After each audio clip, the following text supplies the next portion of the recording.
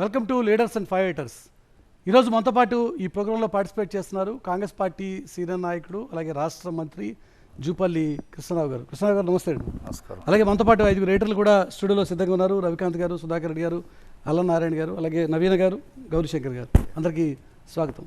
జూపల్లి గారు, ప్రస్తుతం జరుగుతున్నటువంటి ఈ లోక్సభ ఎన్నికలు కాంగ్రెస్ పార్టీ వచ్చేప్పటికీ దాదాపుగా 100 రోజులు అధికారం దాటిపోయింది. కానీ ఇప్పుడు జరుగుతున్నటువంటి ఈ లోక్సభ ఎన్నికలు ఈ కాంగ్రెస్ పార్టీకి అగ్ని పరీక్ష లాంటివి. ఎందుకంటే ఈ ఎన్నికల తర్వాత రాష్ట్రంలో పరిస్థితులు అనూహ్యంగా మారబోతున్నాయన్నది ఇప్పటికే బీఆర్ఎస్ బీజేపీ చేస్తున్నటువంటి ప్రచారం. మీరేమనుకుంటారు? అన్నీ కూడా ఫక్తు రాజకీయ పార్టీలే. రాజకీయం కోసం ఏవో మాట్లాడుతూ ఉంటారు. ఏది జరగాలో అది జరుగుతుంది. వీళ్ళేవైతే కామెంట్ చేస్తూ ఉన్నారు, భారతదేశ రాజకీయాలు తీసుకున్నా, తెలంగాణ రాష్ట్ర రాజకీయాలు తీసుకున్నా, బీఆర్ఎస్ 10 సంవత్సరాలు రూలింగ్ చేసిన తర్వాత ఏమనుకున్నారు? టీఆర్ఎస్ బీఆర్ఎస్ పెట్టిండ్రు. అంటే ఇక్కడ రాష్ట్రాన్ని ఉద్ధరించిన, దేశాన్ని ఉద్ధరిస్తారని పెద్ద ఎత్తున ఊహించుకొని జాతీయ స్థాయిలో బీఆర్ఎస్ పార్టీ పెట్టిండ్రు. ఏం జరిగింది అంటే ఢిల్లీ రాజకీయాలను, దేశ రాజకీయాలను నా 17, 16 నంబర్తోటి శాసిస్తానే కింద ఆలోచనలో కేసీఆర్ గారు కలలు కన్నారు. జరిగింది. వాస్తవం ఏం జరిగింది అంటే ప్రజలు అమాయకులు, మనం ఏది చెప్తే అది నమ్ముతారనేటువంటి భ్రమలో ఉన్నారు. కానీ ఇదే స్టూడియోలో కేసీఆర్ గారు నిన్నటి రోజులు చేసినటువంటి కామెంట్, తెలంగాణ ప్రజానీకం ఇప్పటికే పశ్చాత్తాపడుతున్నారు కేసీఆర్ని ఓడించి అన్నది ఆయన చెప్తున్నటువంటి ఒక మాట. నిజంగా ఆ రకమైన వాతావరణం అప్పుడే ప్రివేల్ అవుతుందా? ఏమంటారు కదా, వారికి వారు అనుకుంటే సరిపోదు కదా. గతంలో కూడా ఏం మాట్లాడినరు? మొదటి పర్యాయం అయిన తర్వాత మరి 88 స్థానాలు టీఆర్ఎస్ పార్టీ 2018 గెలిచిన తర్వాత జరిగిన 4 మాసాలు జరిగినటువంటి పార్లమెంట్ ఎన్నికల్లో సారు కారు 16 అన్నారు. ఏం జరిగింది లెక్క? ఆ తదనంతరం మరి టీఆర్ఎస్ బీఆర్ఎస్ అయింది జాతీయ స్థాయిలో. అంటే మొత్తం చక్రవర్త యువరాజును ముఖ్యమంత్రిని చేస్తున్న స్థాయిలో ఆలోచన ఉండింది. రిజల్ట్ ఏమైంది? నెట్ రిజల్ట్ ఏమైంది అంటే చతికిలు పడడం జరిగింది. ఎందుకు ఇది? ప్రజలు ఈనాడు ఉన్నటువంటి కమ్యూనికేషన్ వ్యవస్థ, పత్రికలు కావచ్చు, టీవీలు కావచ్చు, సోషల్ మీడియా కావచ్చు, ప్రతిదీ కూడా అబ్జర్వ్ చేస్తూ ఉంటారు. ఎందుకు ఈ పరిస్థితి వచ్చింది?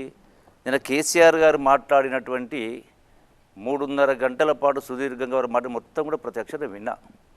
ఏమని మాట్లాడినరు? వారు మాట్లాడిన దానిలో కేసీఆర్ అంటే హిస్టరీ. సో డెఫినెట్గా తెలంగాణ రాష్ట్ర సాధనలో కేసీఆర్ పాత్ర లేదని ఎవరు అనరు. అంటే అది అజ్ఞానంలో ఎదరు. సో డెఫినెట్గా ఆనాడు ఉన్నటువంటి పరిస్థితుల్లో, సందర్భంలో వరుస కరువులు కావచ్చు, నీటి సమస్య కావచ్చు, 60 సంవత్సరాల తెలంగాణ అంశం, మరి ఏమాటనినా శూన్యం నుంచి సునామీ సృష్టించిన అన్నారు. శూన్యం కాదు కదా, ఎట్లా శూన్యం అవుతుంది? తెలంగాణ అంశం అనేది 60 సంవత్సరాల నాంతా ఉంది. అదే ప్రధానమైన ఆయుధం. ఆయుధం దొరకపుచ్చుకోవడం జరిగింది, కరెక్టే. డెఫినెట్గా సరియైన సమయంలో ఆ ఆయుధంతో పాటుగా ఆనాడు ఉన్నటువంటి కరువు పరిస్థితులు, ఆనాడు కరెంటు పరిస్థితులు కావచ్చు, ఇవన్నీ కలగలిపిన తర్వాత డెఫినెట్గా కేసీఆర్ గారు తెలంగాణ ప్రజల ఆకాంక్ష అని చెప్పి నెరవేర్చాలని చెప్పిన కింద. సో ఆనాడు నేనేం విమర్శించదలుచుకోలేదు. దానికి చరిత్ర కారణాలు ఏందనేది కూడా వేరే ఉన్నా కూడా నేను మాట్లాడదలుచుకోలేదు. సో డెఫినెట్గా ఒక వ్యూహం అందుకొని ప్రజలను వారికి ఉన్నటువంటి, డెఫినెట్గా ఒప్పుకుంటే నేను, వారికి ఉన్నటువంటి వాగ్దాటి కావచ్చు, చతురత కావచ్చు, అట్లాగే మాటల గారడి కావచ్చు, పద్యాలు కావచ్చు, రకరకాల కవిత్వం కావచ్చు, వీటన్నిటిని కూడా దాంతో ప్రజలను సంఘటితం చేయడానికి కేసీఆర్ ఒక కమాండర్ లాగా. ఓకే, తెలంగాణ ఉద్యమం నేపథ్యం చూసాము. కానీ తెలంగాణ రాష్ట్రం ఏర్పడిన తర్వాత అనేటువంటి అంశాన్ని తీసుకుంటే పూర్తి చేయనివ్వాలి. ఎందుకంటే ఈ తెలంగాణ ఉద్యమంలో కమాండర్ కేసీఆర్ అయితే సైనికులు, ప్రజలు, వందలాది మంది ప్రాణత్యాగాలు. అంటే కేసీఆర్ గారి మాటలను చెప్పాలంటే ప్రపంచంలోనే కని విని ఎరగనటువంటి ఉద్యమం జరిగింది. ఎక్కడైనా పోరాటాలు జరిగినాయి, బుల్లెట్ తుపాకీ తోళ్ళకు బలి కావడం జరిగింది, ఎన్నో జరిగిన ఉద్యమాలు ప్రపంచంలో. కానీ ఆత్మహత్యల పరంపర అనేది ఒక తెలంగాణ రాష్ట్రంలో ప్రపంచంలోనే కనివిరని ఉద్యమం జరిగింది. ఎందుకు జరిగింది అంటే ఆనాడు విద్యార్థి యువత కూడా అదే తెలంగాణ రాష్ట్రం రావాలి, మా చావులు పోయినా పర్లేదు, మా ప్రాణాలు పోయినా పర్లేదు, మా తెలంగాణ రాష్ట్రం రావాలి, మా బతుకులు బాగుపడాలా, అన్ని వర్గాల ప్రజల ఆకాంక్ష నెరవేరాలి, నిజాయితీ పరిపాలన రావాలి, అవినీతి రహిత పరిపాలన రావాలి, ప్రజాస్వామ్యం పరిడవిల్లాలి అనే గొప్ప ఆలోచనతో సాక్రిఫైస్ చేసుకున్నారు. అందులో నుంచి వచ్చినట్టు తెలంగాణ. సో డెఫినెట్గా దానికి స్టీరింగ్ పట్టింది కేసీఆర్ గారే డెఫినెట్గా. కానీ ఆ అమరవీరుల ఆకాంక్ష ఈనాటి గడిచిన 10 సంవత్సరాల పరిపాలన చూసిన తర్వాత భిన్నంగా ఏం లేదు, గొప్పగా ఏం లేదు. అంటే తెలంగాణ ఏ స్థాయిలో ఏ ఉద్యమ రూపం వచ్చిందో, ఏ ఆకాంక్ష వచ్చిందో దానికి ప్రపోర్షనట్గా పరిపాలన లేదు, నిజాయితీ లేదు, ప్రజాస్వామ్యం లేదు, నియంతృత్వం, ఇట్లా రకరకాల. కానీ ఏ అంశాల ప్రాతిపదికన తెలంగాణ ఉద్యమం సాగిందో, నీళ్లు, నిధులు, నియామకాలు, ఇదే కదా ట్యాగ్లైన్ తెలంగాణ ఉద్యమానికి. నీళ్ల విషయానికి వస్తే కేసీఆర్ గారు చెప్తున్నటువంటి మాట, ఈ రోజును కళ్ళ ముందు నీళ్లు కనిపించలేదా ఈ 10 ఏళ్ల పాలనలో? కాళేశ్వరానికి జరిగినటువంటి ఒక చిన్న టెక్నికల్ ఇష్యూని చూపించి భూతద్దంలో పెట్టి ఒక ఫెయిల్యూర్ తెలంగాణగా ఈరోజు కాంగ్రెస్ పార్టీ చూపించే ప్రయత్నం చేస్తోంది. ఫస్ట్ నీళ్ళకి సంబంధించిన విషయానికి వస్తే, ఇక నిధులు నియామకాల దగ్గరికి మరికొన్ని ప్రశ్నలు ఉన్నాయి. ముందు నీళ్ళకి సంబంధించి చెప్పండి, ఏం చెప్తారు? డెఫినెట్గా ఈరోజు కేవలం కాళేశ్వరానికి సంబంధించిన అంశాన్ని చూపించి ఒక ఫెయిల్యూర్ స్టేట్గా ఈ స్టేట్ని, లేకపోతే కేసీఆర్ వల్ల ఈ రకమైన రాష్ట్రానికి ఇబ్బంది ఎదురైంది అని చూపించే ప్రయత్నం కాంగ్రెస్ చేస్తోందా ఈ రోజున? డెఫినెట్గా తెలంగాణ తెచ్చుకున్నదే నీళ్లు, నిధులు, నియామకాలు, ఆత్మగౌరవం. ఈ 4 అంశాలు ప్రధాన అంశాలు. డెఫినెట్గా కృష్ణా గోదావరి నది జలాలు వృధాగా అంటే తెలంగాణ రాష్ట్రానికి రావాల్సిన హక్కు దక్కలేదు. ఆ నీళ్లు వాడుకోవాలని డెఫినెట్గా ప్రాజెక్టులు గతంలో ఉన్న ప్రభుత్వమైనా ఈ ప్రభుత్వమైనా ఆ ప్రాజెక్టు నిర్మాణం చేపట్టాల్సిందే. దాని ప్రాజెక్టు చేపట్టిందని తప్పు పడతలేను. కానీ ప్రాజెక్టులను చూయించి నీళ్లతో పాటు నిధులు ఉన్నాయి, నీళ్లు నిధులు రెండింటి విడదీనికి రాదు. ఈ ప్రాజెక్టుల పేరు మీద నీళ్లు ప్రాజెక్టు కట్టిందని నేను తప్పు పడతాను. డెఫినెట్గా కట్టాల్సిందే, కొంత ముందు పోయింది. కానీ ఉన్నటువంటి దానికి, జరిగిన దానికి, చెప్పుకున్న దానికి జమీన్ ఆస్మాన్ ఫరక్ ఉంది. నీళ్లతో పాటుగా ఈ రోజున నీళ్ల పేరు మీద దోపిడీ ఎంత అయింది, ఎంత దోపిడీ జరిగింది, ఎట్లా దోపిడీ జరిగింది, జరగలేదు మీరు అంటారా? జరగలేదు మీరు అనగలుగుతారా? నేను చిన్న ఉదాహరణ చూపిస్తాను. ఎందుకంటే ఈనాడు 1 కాదు 2 కాదు చాలా స్కీమ్స్ను అమలు చేయలేకపోయినారు. ఎందుకు అమలు చేయలేకపోయినారు? ఉదాహరణ చెప్తాను. 2 లక్షల సుమారుగా 2,30,000 కోట్ల రూపాయల ఇరిగేషన్ టెండర్స్ పిలిచిండ్రు. ఓకే, ఇందులో మేము గొప్పగా చేసిన కాళేశ్వరం ఫైన్, కాళేశ్వరం, పాలమూరు. ఈ ప్రాజెక్టు విషయాలకు వస్తే Kaleshwaram, Palamuru, all irrigation projects సుమారుగా 300 పైన టెండర్స్ పిలిచిండ్రు. మీరు ఏ ఒక్క టెండర్ తీసుకోండి, ఒక్కొక్కటి 1,000 కోట్ల రూపాయల టెండర్స్, 1000, 2,000, 4,000, 6,000 కోట్ల రూపాయల టెండర్స్. మీరు ఏ టెండర్ చూసినా, నేను కేసీఆర్ మాట్లాడుతూ పవర్ కొనుగోళ్లకు సంబంధించి కూడా ఏం మాట్లాడారు, మేము ఎక్కడ తప్పు చేయలేదు, everything open tender, everything online అని మాట్లాడాను. ఆన్లైన్ విధానంలో ఇది కూడా ఆన్లైనే. మరి ఒక్కొక్క పనికి టెండర్ పిలిచినప్పుడు ఒక్కో దానిలో 5 మంది 10 మంది పార్టిసిపేట్ అవుతారు. మీరు మొత్తం చూడండి, టోటల్గా నేను చదువుతూ కావాలంటే వినండి, 4,191 కోటి పని, 0.75% లెస్. ఇంకొకటి 4,018 కోట్ల పని, 0.60 లెస్. 3,224 కోట్లు, 0.5% లెస్. 3,033, 0.7. 2,120, 0.5. ఇట్లా అన్నీ చూసుకుంటూ పోతే 6,000 కోట్ల వరకు, 2.5% ఎక్సెస్. ఒక్కొక్క దానిలో 5 మంది పాల్గొన్నారు. వాళ్ళు ఆన్లైన్ టెండర్ ఉన్నప్పుడు 5 మంది పాల్గొన్నప్పుడు ప్రతి టెండర్ కూడా 5 మంది కాంట్రాక్ట్ వేస్తే ఒకడు 0.1 లేసు, ఒకడు 0.2 లేసు, ఒకడు 0.3, ఒకడు 0.5. అంటే ఇవన్నీ కలబడదా? వాడు ఎంత చేస్తాడు, ఎంత చేసిన కింద ఇవన్నీ కూడా నిర్ణయం జరిగింది కేసీఆర్ సమక్షంలో కాదా, హరీష్ రావు సమక్షంలో కాదా? ఇలా హరీష్ రావు మాట్లాడితే నేను గమనిస్తా ఉన్నా, నేను రాజీనామా చేస్తా రెడీ ఉన్నాడా, రేవంత్ రెడ్డి రాజీనామా చేస్తా రెడీ ఉన్నాడు మాట్లాడుతూ ఉన్నాడు. నేను రెడీగా ఉన్నా ఈరోజు. ఇలా హరీష్ రావు రెడీగా ఉన్నాడా? ఏ ఇష్యూలో మీరు ఇదే అమరవీరుల సాక్షిగా నేను రేపే రుజువు చేస్తా, మొత్తం యావత్ ప్రజానికి చూసినట్టుగా.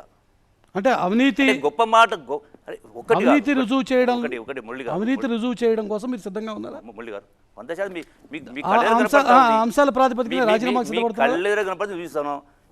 దీన్ని ఒక్కరు నడి చౌరస్తాలు పెడదాం, అమరవీరుల స్థూపం పెడదాం, రాష్ట్ర ప్రజలు మొత్తం వినని చూడని. ఎట్లా ఒకటి కాదండి, ఇంకోటి చెప్తా. ఈ రోజున ఇది లెక్క అంటే 2,30,00,000 కోట్లలో అన్నీ కూడా 0.1, 0.2%, 1% లెస్, 2%, 3% ఎక్సెస్ అన్నప్పుడు ఇదే రాష్ట్రంలో నేను గతంలో కూడా గడిచిన 20 సంవత్సరాలు 4 మంది ముఖ్యమంత్రులు నేను పనిచేసిన. ఇదే రాష్ట్రంలో గతంలో మేజర్ ఇరిగేషన్ వర్క్స్ ఉంటే అది కెనాల్స్ అయినా రిజర్వాయర్స్ అయినా 50%, 60% లెస్లో పోతూ ఉన్నాయి వర్క్స్. అప్పుడెందుకు ఇప్పుడు చూపిస్తా. ఇదే నేషనల్ హైవేలో ఇక్కడనేమో మొత్తం రిజర్వాయర్స్ అన్నా కెనాల్స్ అన్నా మొత్తం మట్టి తవ్వడమే, మట్టి పోయడం, మట్టి తవ్వడం. మరి ఇదే ఇప్పుడే నేషనల్ హైవే వరకు నడుస్తూ ఉంది. ఎక్కడో కాదు, గవర్నమెంట్ ఆఫ్ ఇండియా అది కూడా ఆన్లైన్ టెండరే. 39% less, almost 40% less. దాని మట్టి కాదు, కంకర ఉంది, సిమెంట్ ఉంది, స్టీల్ ఉంది, బ్రిడ్జెస్ ఉన్నాయి. అయినా 40% లెస్ చేస్తూ ఉన్నారు. నేను కళ్ళెర 4 monthsకి చూస్తా ఉన్నా, ఆల్మోస్ట్ 50%, 60% అయిపోయింది, వర్క్ కూడా అయిపోయింది. అంటే మరి ఈ ప్రపోర్షన్ లెక్కేసినప్పుడు మీరు 56% లెస్ కాకుండా ఈవెన్ 30-40% లెస్ పోయినా కూడా గత ఉదంతాలు ఉన్నాయి, గత ప్రభుత్వాలు జరిగినాయి. ఎందుకు ఈ ప్రభుత్వంలో కొన్ని జరిగినాయి ఎక్కడైతే అండర్స్టాండింగ్ రాలేదో అన్నప్పుడు మీరు 30% లెక్కేసుకుంటే ఎన్ని వేల కోట్ల అవినీతి అంటే 2,30,000 కోట్లు అంటే దగ్గర 78,000 కోట్లు, 90,000 కోట్లు. మీరేదైతే రైతు రుణమాఫీ చేయడానికి 10 సంవత్సరాలు పట్టింది, అది 20,000 కోట్లు చేయడానికి. నిరుద్యోగి వద్దకు నిరుద్యోగ భృతి ఇవ్వడానికి 3,000 ఇవ్వడానికి 10 సంవత్సరాలు మీరు ఇవ్వలేకపోయినరు. దళితులకు 3 ఎకరాలు కొనిస్తడానికి 10,000, 20,000 కోట్లు కొందరికి వచ్చేది, అది ఇవ్వలేకపోయినరు. డబుల్ బెడ్రూమ్ ఇల్లు మొత్తం కావాల్సింది 30,000 కోట్లు, 40,000 కోట్లు. ఇవన్నీ కూడా ఇవన్నీ జరగకపోతే ఇవన్నీ స్కీమ్స్ అమలు అయ్యేటివే కదా, ఎందుకు చేయలేకపోయినరు? అంటే ఇరిగేషన్ ప్రాజెక్ట్లో అవినీతికి సంబంధించి మీరు చేసిన ఛాలెంజ్ గురించి అడుగుతున్నాను. ఇరిగేషన్ ప్రాజెక్టులో అవినీతికి సంబంధించి అవినీతిని రుజువు చేయలేకపోతే మంత్రిగా జూపల్లి కృష్ణారావు గారు రాజీనామా చేస్తారా? డెఫినెట్గా చేస్తా. దానికి ఏదైనా ఒక టైం లైన్ ఉందా? ఎప్పటిలోగా ఏ ప్రాతిపదికన రుజువు చేస్తారు? హరీష్ రావు అరే ఇప్పుడు న్యాయం అనేది ఒకటే ఉంటుంది, 2 ఉండవు. వాస్తు ఒకటే ఉంటుంది, 2 ఉండవు. గ్రామాల్లో పంచాయతీ పెడతారు చాలా ఇష్యూస్లో, అంటే సర్కమ్స్టాన్షియల్ ఎవిడెన్స్ కనపడుతుంది. That it self evidence. నేను అమరవీరుల రేపే వస్తా అంటున్నా, రేపు చేయమని రాజీనామా. ఉత్తుత రాజీనామా చాలా చేస్తారండి, ఉత్తుతో బెదిరింపు చాలా చేస్తారు. ఏది రేపు ఒకవేళ మీరు ఏదేంటి 100 రోజుల్లో చేయకపోతే 15 ఆగస్టులో పోతే రాజీనామాని ఇప్పుడు చేయరాదు. రెండవదండి, మాట్లాడితే కేసీఆర్ మాట్లాడినా ఆరోపణ చేస్తే సవాళ్ళకు అర్థం పడుతూ ఉండాలి. అరే మీరు 10 సంవత్సరాలు రాష్ట్రాన్ని పరిపాలించి మీరు పరిపాలన మొదలుపెట్టినప్పుడు ఈ రాష్ట్ర అప్పు 70,000 కోట్లు అండి. ఈ రాష్ట్ర అప్పు 70,000 కోట్లు ఉండేది. మరి 70,000 కోట్ల అప్పు నుంచి ఈ రోజున ఎలక్ట్రిసిటీ డిస్కమ్లకు 80,000 కోట్లు కాకుండా టోటల్గా 7 లక్షల కోట్ల అప్పు, 6,71,757 కోట్లు అప్పినాడు. అంటే మీరు 10 సంవత్సరాల పాలు అంటే మీరు ఎట్లా గొప్ప పరిపాలకులవుతారు? మీరేదో గొప్పగా దేశానికి ఆదర్శం ఎట్లా ఊహించుకోగలుగుతారు? దేశానికి ఆదర్శం ఎట్లా ఊహించుకుంటారు? ఏ విధంగా లెక్క ప్రకారం? లెట్ మీ కంప్లీట్ 2 minutes చెప్పండి. నేను అడుగుతా. మీకు తెలుసు, మీరు 18 దాకా కదా క్యాబినెట్లో ఉన్నారు కదా, మీరు 18 దాకా క్యాబినెట్లో ఉన్నారు. మీరు క్యాబినెట్లో భాగం, కలెక్టివ్ భాగస్వామ్యం ఉంటారు రూలింగ్ని.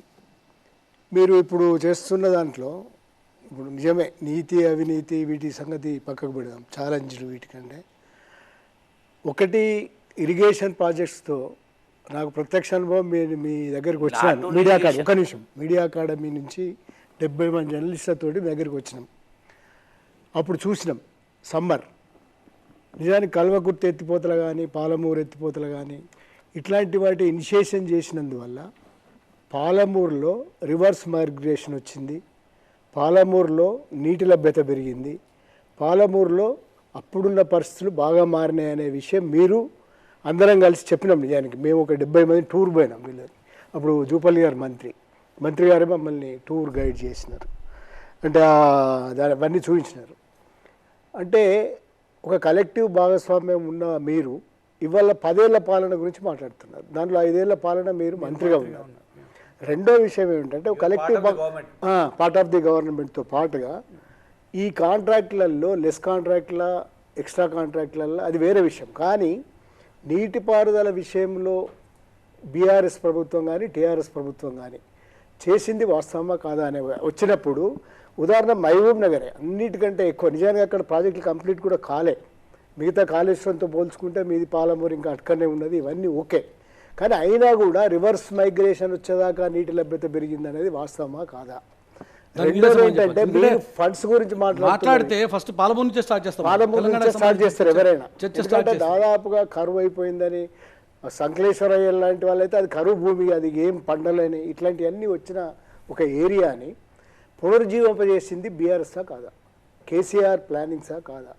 ఇనిషియేషన్ చేసింది వాళ్ళ కాదా? దాంట్లో భాగంగా మీరు కూడా మంత్రిగా ఉన్నారు. ఇప్పుడు ఆ 10 ఏళ్ల కాలాన్ని మీరు డెనీ చేయలేరు. దాంట్లో 5 ఏళ్ల కాలం అయితే అసలే మీరు ఎట్లా అది చెప్తా. ప్లీజ్. ఇప్పుడు తెలంగాణ రాష్ట్ర ఆవశ్యకతనే పాలమూరు జిల్లా అత్యంత ప్రాధాన్యం అందరికంటే కూడా. ఈ పాలమూరు జిల్లాకు సంబంధించి కల్వకుర్తి అయినా మహాత్మా గాంధీ తిరుపతి వరకు అయినా భీమా అయినా నెట్టెంపాడైనా కోయిల్ సాగర్ అయినా ఇవన్నీ కూడా డాక్టర్ వైఎస్ రాజశేఖర రెడ్డి ముఖ్యమంత్రిగా ఉన్న సందర్భంలోనే నిధులు ఇచ్చి ఒక స్థాయికి వచ్చి ఏ స్థాయికి వచ్చిందంటే నేను ఆనాడు ఇండిపెండెంట్ ఎమ్మెల్యేగా ఉన్నా. ఆనాడే శ్రీశైలం బ్యాక్వర్డ్ నుంచి కల్వకుర్తి ఫస్ట్ పంప్ ఆన్ చేసి సింగోటర్ రిజర్వాయర్ నింపి అక్కడి నుంచి నీళ్ళు ఇవ్వడం జరిగింది. ఆ పరంపర కొనసాగింది. దాన్ని టీఆర్ఎస్ ప్రభుత్వం ఆనాడు నేను మంత్రిగా ఉన్నా దాన్ని కంటిన్యూ చేయడం జరిగింది. నేనే పాయింట్ మీరు మిస్ చేస్తాను. నీళ్లు ప్రాజెక్టుల గురించి నీళ్ళు కట్టే దాని గురించి తప్పు పట్టం. అట్లంటే గతంలో కాంగ్రెస్ కట్టిన ప్రాజెక్టులు చాలా ఉన్నాయి. ఇలా ఏడుకలు తెచ్చుకుంటూ శ్రీశైలం ప్రాజెక్టులు తెచ్చుకుంటారు. ఆ శ్రీశైలం కట్టింది కూడా కాంగ్రెస్ పార్టీ. ఆ ప్రాజెక్టులు కట్టిన దాన్ని మనం తప్పు పడతలేము. కట్టాల్సింది ఏ ప్రభుత్వం అయినా ప్రజలు ముఖ్యంగా రైతాంగం ముఖ్యం కాబట్టి కట్టాల్సిందే. కానీ దీన్ని చూపిస్తూ మనం చేసినటువంటి దోపిడీని ఆత్మవంచన చేసుకొని మాట్లాడుతూ ఇలా ఇన్ని స్కీములు అమలు చేయకపోగా రెండో మాట చెప్తున్నా. నేనేమంటా ఉన్నా, సుదీర్ఘంగా 4 గంటల పాటు కేసీఆర్ గారిని మాట్లాడి TV9తో గొప్ప పరిపాలకులు. నేనేమంటా ఉన్నా, ఎట్లా గొప్ప పరిపాలకులు అవుతారు? 70,000 కోట్ల అప్పుతోటి మీకు రాష్ట్రాన్ని అప్పచెప్తే అది కూడా సోనియా గాంధీ గారి నాయకత్వంలో కాంగ్రెస్ ప్రభుత్వం తెలంగాణ రాష్ట్రం నుంచి హైదరాబాదు తెలంగాణ గుండెకాయ అంటే వేల కోట్ల రూపాయల ఆదాయం వచ్చినటువంటి హైదరాబాదు ఇచ్చిన తర్వాత కూడా 70,000 కోట్లు అప్పు చేస్తే 10 లక్షల కోట్లు ఆదాయం వచ్చింది రాష్ట్రానికి. గడిచిన 10 సంవత్సరాలు కేసీఆర్ తీసుకున్న తర్వాత 10 లక్షల కోట్ల రూపాయలు ఆదాయం వచ్చింది. 10 లక్షల కోట్ల ఆదాయం వచ్చిన తర్వాత కూడా 7 లక్షల కోట్ల రూపాయలు అప్పు చేసిండ్రు మిగతా అప్పులు కాకుండా. అయినా కూడా అంటే 10 + 7 17 లక్షల కోట్ల రూపాయలు మీ చేతులు ఉన్న తర్వాత కూడా మీరు 10 సంవత్సరాల కింద చెప్పినటువంటి దళిత బంధు కాదు, దళితులకు 3 ఎకరాల భూమి చేయబోతుంది, డబుల్ బెడ్రూమ్ కాకపోయా, నిరుద్యోగ వృత్తి ఇవ్వబోతుంది. కానీ ఆ టెన్యూర్లో 10 ఏళ్లలో 5 ఏళ్ళు మీరే మంత్రిగా కూడా ఉన్నారు కదా. చెప్తా, కలెక్టివ్ రెస్పాన్సిబిలిటీలో మీరు కూడా భాగస్వామి కదా. నేను అంశానికి సమానం చెప్తా. తర్వాత ఒక మాట అండి, ఇది పూర్తయిన తర్వాత దానికి కూడా సమానం చెప్తా, తప్పకుండా చెప్తా. నిజమేంటంటే మీరు మరి అంటే గొప్పగా ప్రొజెక్ట్ చేసుకుంటారు, గొప్ప పరిపాలన ఉంటారు, ఎట్లా గొప్ప లేదరు ఆ స్థాయి నుంచి మీకు ఈ స్థాయికి అప్పచెప్తే మీరు ఇవన్నీ చెయ్యకపోగా ఇంత అవినీతి చేసి, ఇంత ప్రజా పరిపాలన చేసి, ఇంత దుర్మార్గంగా చేసి మళ్ళీ ఈ రోజున ఏమంటా ఉన్నారు, అలివిగాని హామీలు ఇచ్చని మాట్లాడుతూ ఉన్నారు కేసీఆర్. అలివిగాని హామీలు అంటే మరి మీరు ఎట్లా ఇచ్చిన, మీరంటే 80,000 పుస్తకాలు చదివినరు. సరే, ఈనాడు ఉన్నట్టు ముఖ్యమంత్రి గారు అన్ని పుస్తకాలు చదవకపోయినవచ్చు. మరి మీరు ఎట్లా ఇచ్చిండ్రు? 10 సంవత్సరాల కింద హామీలు ఎట్లా ఇచ్చిండ్రు? అలివిగాని హామీలు ఏమంటారు? ఎందుకు అమలు చేయలే? మరి అది కాకుండా మొన్న ఎన్నికల ముందు కూడా మీరు 1,70,000 కోట్ల రూపాయలు ఖర్చు అయ్యేటువంటి దళిత బంధు మీకు హామీ ఇచ్చిండ్రు కదా. మీరు దళిత బంధు హామీ ఇచ్చి 3 సంవత్సరాలలో మీరు ఇచ్చినటువంటి 1,70,000 కోట్లు ఇచ్చేది ఉంటే కేవలం 2,000 కోట్లు ఇచ్చింది. మీరు దేనికోసం ఇచ్చిండ్రు? అలివి కాని హామీలను మాట్లాడుతున్నారు. అదే కాకుండా మొన్న ఇచ్చినటువంటి 6 గ్యారెంటీల్లో కాంగ్రెస్ పార్టీ రైతు బంధు రైతు భరోసా 10,000 నుంచి 15,000 చేస్తామన్నారు. మీరు కూడా దశలవారీగా 10,000 చేస్తామన్నారు. మహిళలకు 2,500 రూపాయలు ఇస్తామంటే మీరు 3,000 ఇస్తామని మాట్లాడింది. ఇట్లా ప్రతి అంశంలో కూడా అట్లాగే ఫిజికల్ హ్యాండిక్యాప్ వాళ్ళకు కాంగ్రెస్ పార్టీ 5,000 ఇస్తారు, మీరు 6,000 ఇస్తామని చెప్పలేదు. అంటే ఈ విధంగా కాంగ్రెస్ పార్టీ ఇస్తామన్న దానికంటే మీరు ఎక్కువ హామీలు ఇచ్చింది కదా, ఇంకా ఎక్కువ చెప్పిండ్రు కదా. మరి మీవి అలివి కానీ హామీలు అయినప్పుడు కాంగ్రెస్ పార్టీ అలివి కానీ హామీలు అవుతాయి. మీ ప్రకారం బీఆర్ఎస్ గవర్నమెంట్ పెద్ద ఎత్తున కరప్షన్ జరిగింది ఒప్పుకుంటారా మీరు? ఎట్లా పెద్ద ఎత్తున కరప్షన్ జరిగిందా బీఆర్ఎస్ గవర్నమెంట్లో? సాక్ష్యమే చూపిస్తున్నా అంటున్నా. వీళ్ళ గవర్నమెంట్ నా అట్లీస్ట్ ద గవర్నమెంట్ మీరు సిబిఐ ఎంక్వైరీకి ఆర్డర్ చేస్తారా ఏదైనా? ఎందుకంటే స్టేట్ గవర్నమెంట్ ఎంక్వైరీ సాగుతలేదు. డెఫినెట్గా కాంగ్రెస్ గవర్నమెంట్ చాలా ఇష్యూస్లో ఎంక్వైరీస్కి ఆర్డర్ చేస్తే ఎంక్వైరీ నడుస్తూనే ఉన్నాయి. నేను అనేది ఏంటంటే ఇది మీరు ఎక్కువ కరప్షన్ దేంట్లో జరిగింది? మీకు మీ వచ్చిన ఇన్ఫర్మేషన్ ప్రకారం హై రేట్ ఆఫ్ కరప్షన్ దేంట్లో జరిగింది? కరప్షన్ దేంట్లో ఎక్కువ జరిగింది? అన్నిట్లో జరిగింది. ఇరిగేషన్ జరిగింది, మిషన్ భగీరథలు జరిగింది, ధరణిలో రకరకాల అడ్డగోలు వ్యవహారాలు చేసిండ్రు. జరగంది ఏంది? ఇప్పుడు ఎందుకే అన్నా, ఇప్పుడు పరిపాలన అంటే మీరు you're also part of the government ఉండేది కదా. నేను ఆ విషయం కూడా చెప్తాను. డెఫినెట్గా నేను క్లారిటీ ఇస్తా. నేను గవర్నమెంట్ ఏం మాట్లాడింది ఏం చేసి చెప్తా, అది కూడా చెప్తాను నేను. అది కూడా డెఫినెట్గా ఇది ఇప్పుడే ఈ మన డిబేట్లోనే చివరి అది కూడా చెప్తాను నేను. ఆ పాయింట్స్ కూడా దగ్గర ఉన్నాయి, నేనేమి దాచిపెట్టడం కాదు. అందుకనే అంటే ఇన్ని చెప్తూ ఇంత చేసి మీరు ఏం చేసిన 10,000 కోట్లు మేము గొప్పగా వెల్ఫేర్ చేసినాం. వెల్ఫేర్ ఇచ్చారు, మొత్తం వెల్ఫేర్ లెక్కేస్తే మీరు ఇచ్చినటువంటి ఆసరా పెన్షన్లు, రైతు భరోసా, ఎస్సీ బీసీ మైనార్టీకి ఇచ్చినటువంటి మొత్తం వెల్ఫేర్ కార్డు మొత్తం కలిపితే కూడా 2 లక్షల కోట్లు ఉంది అవుట్ ఆఫ్ 17 లక్షల కోట్లలో.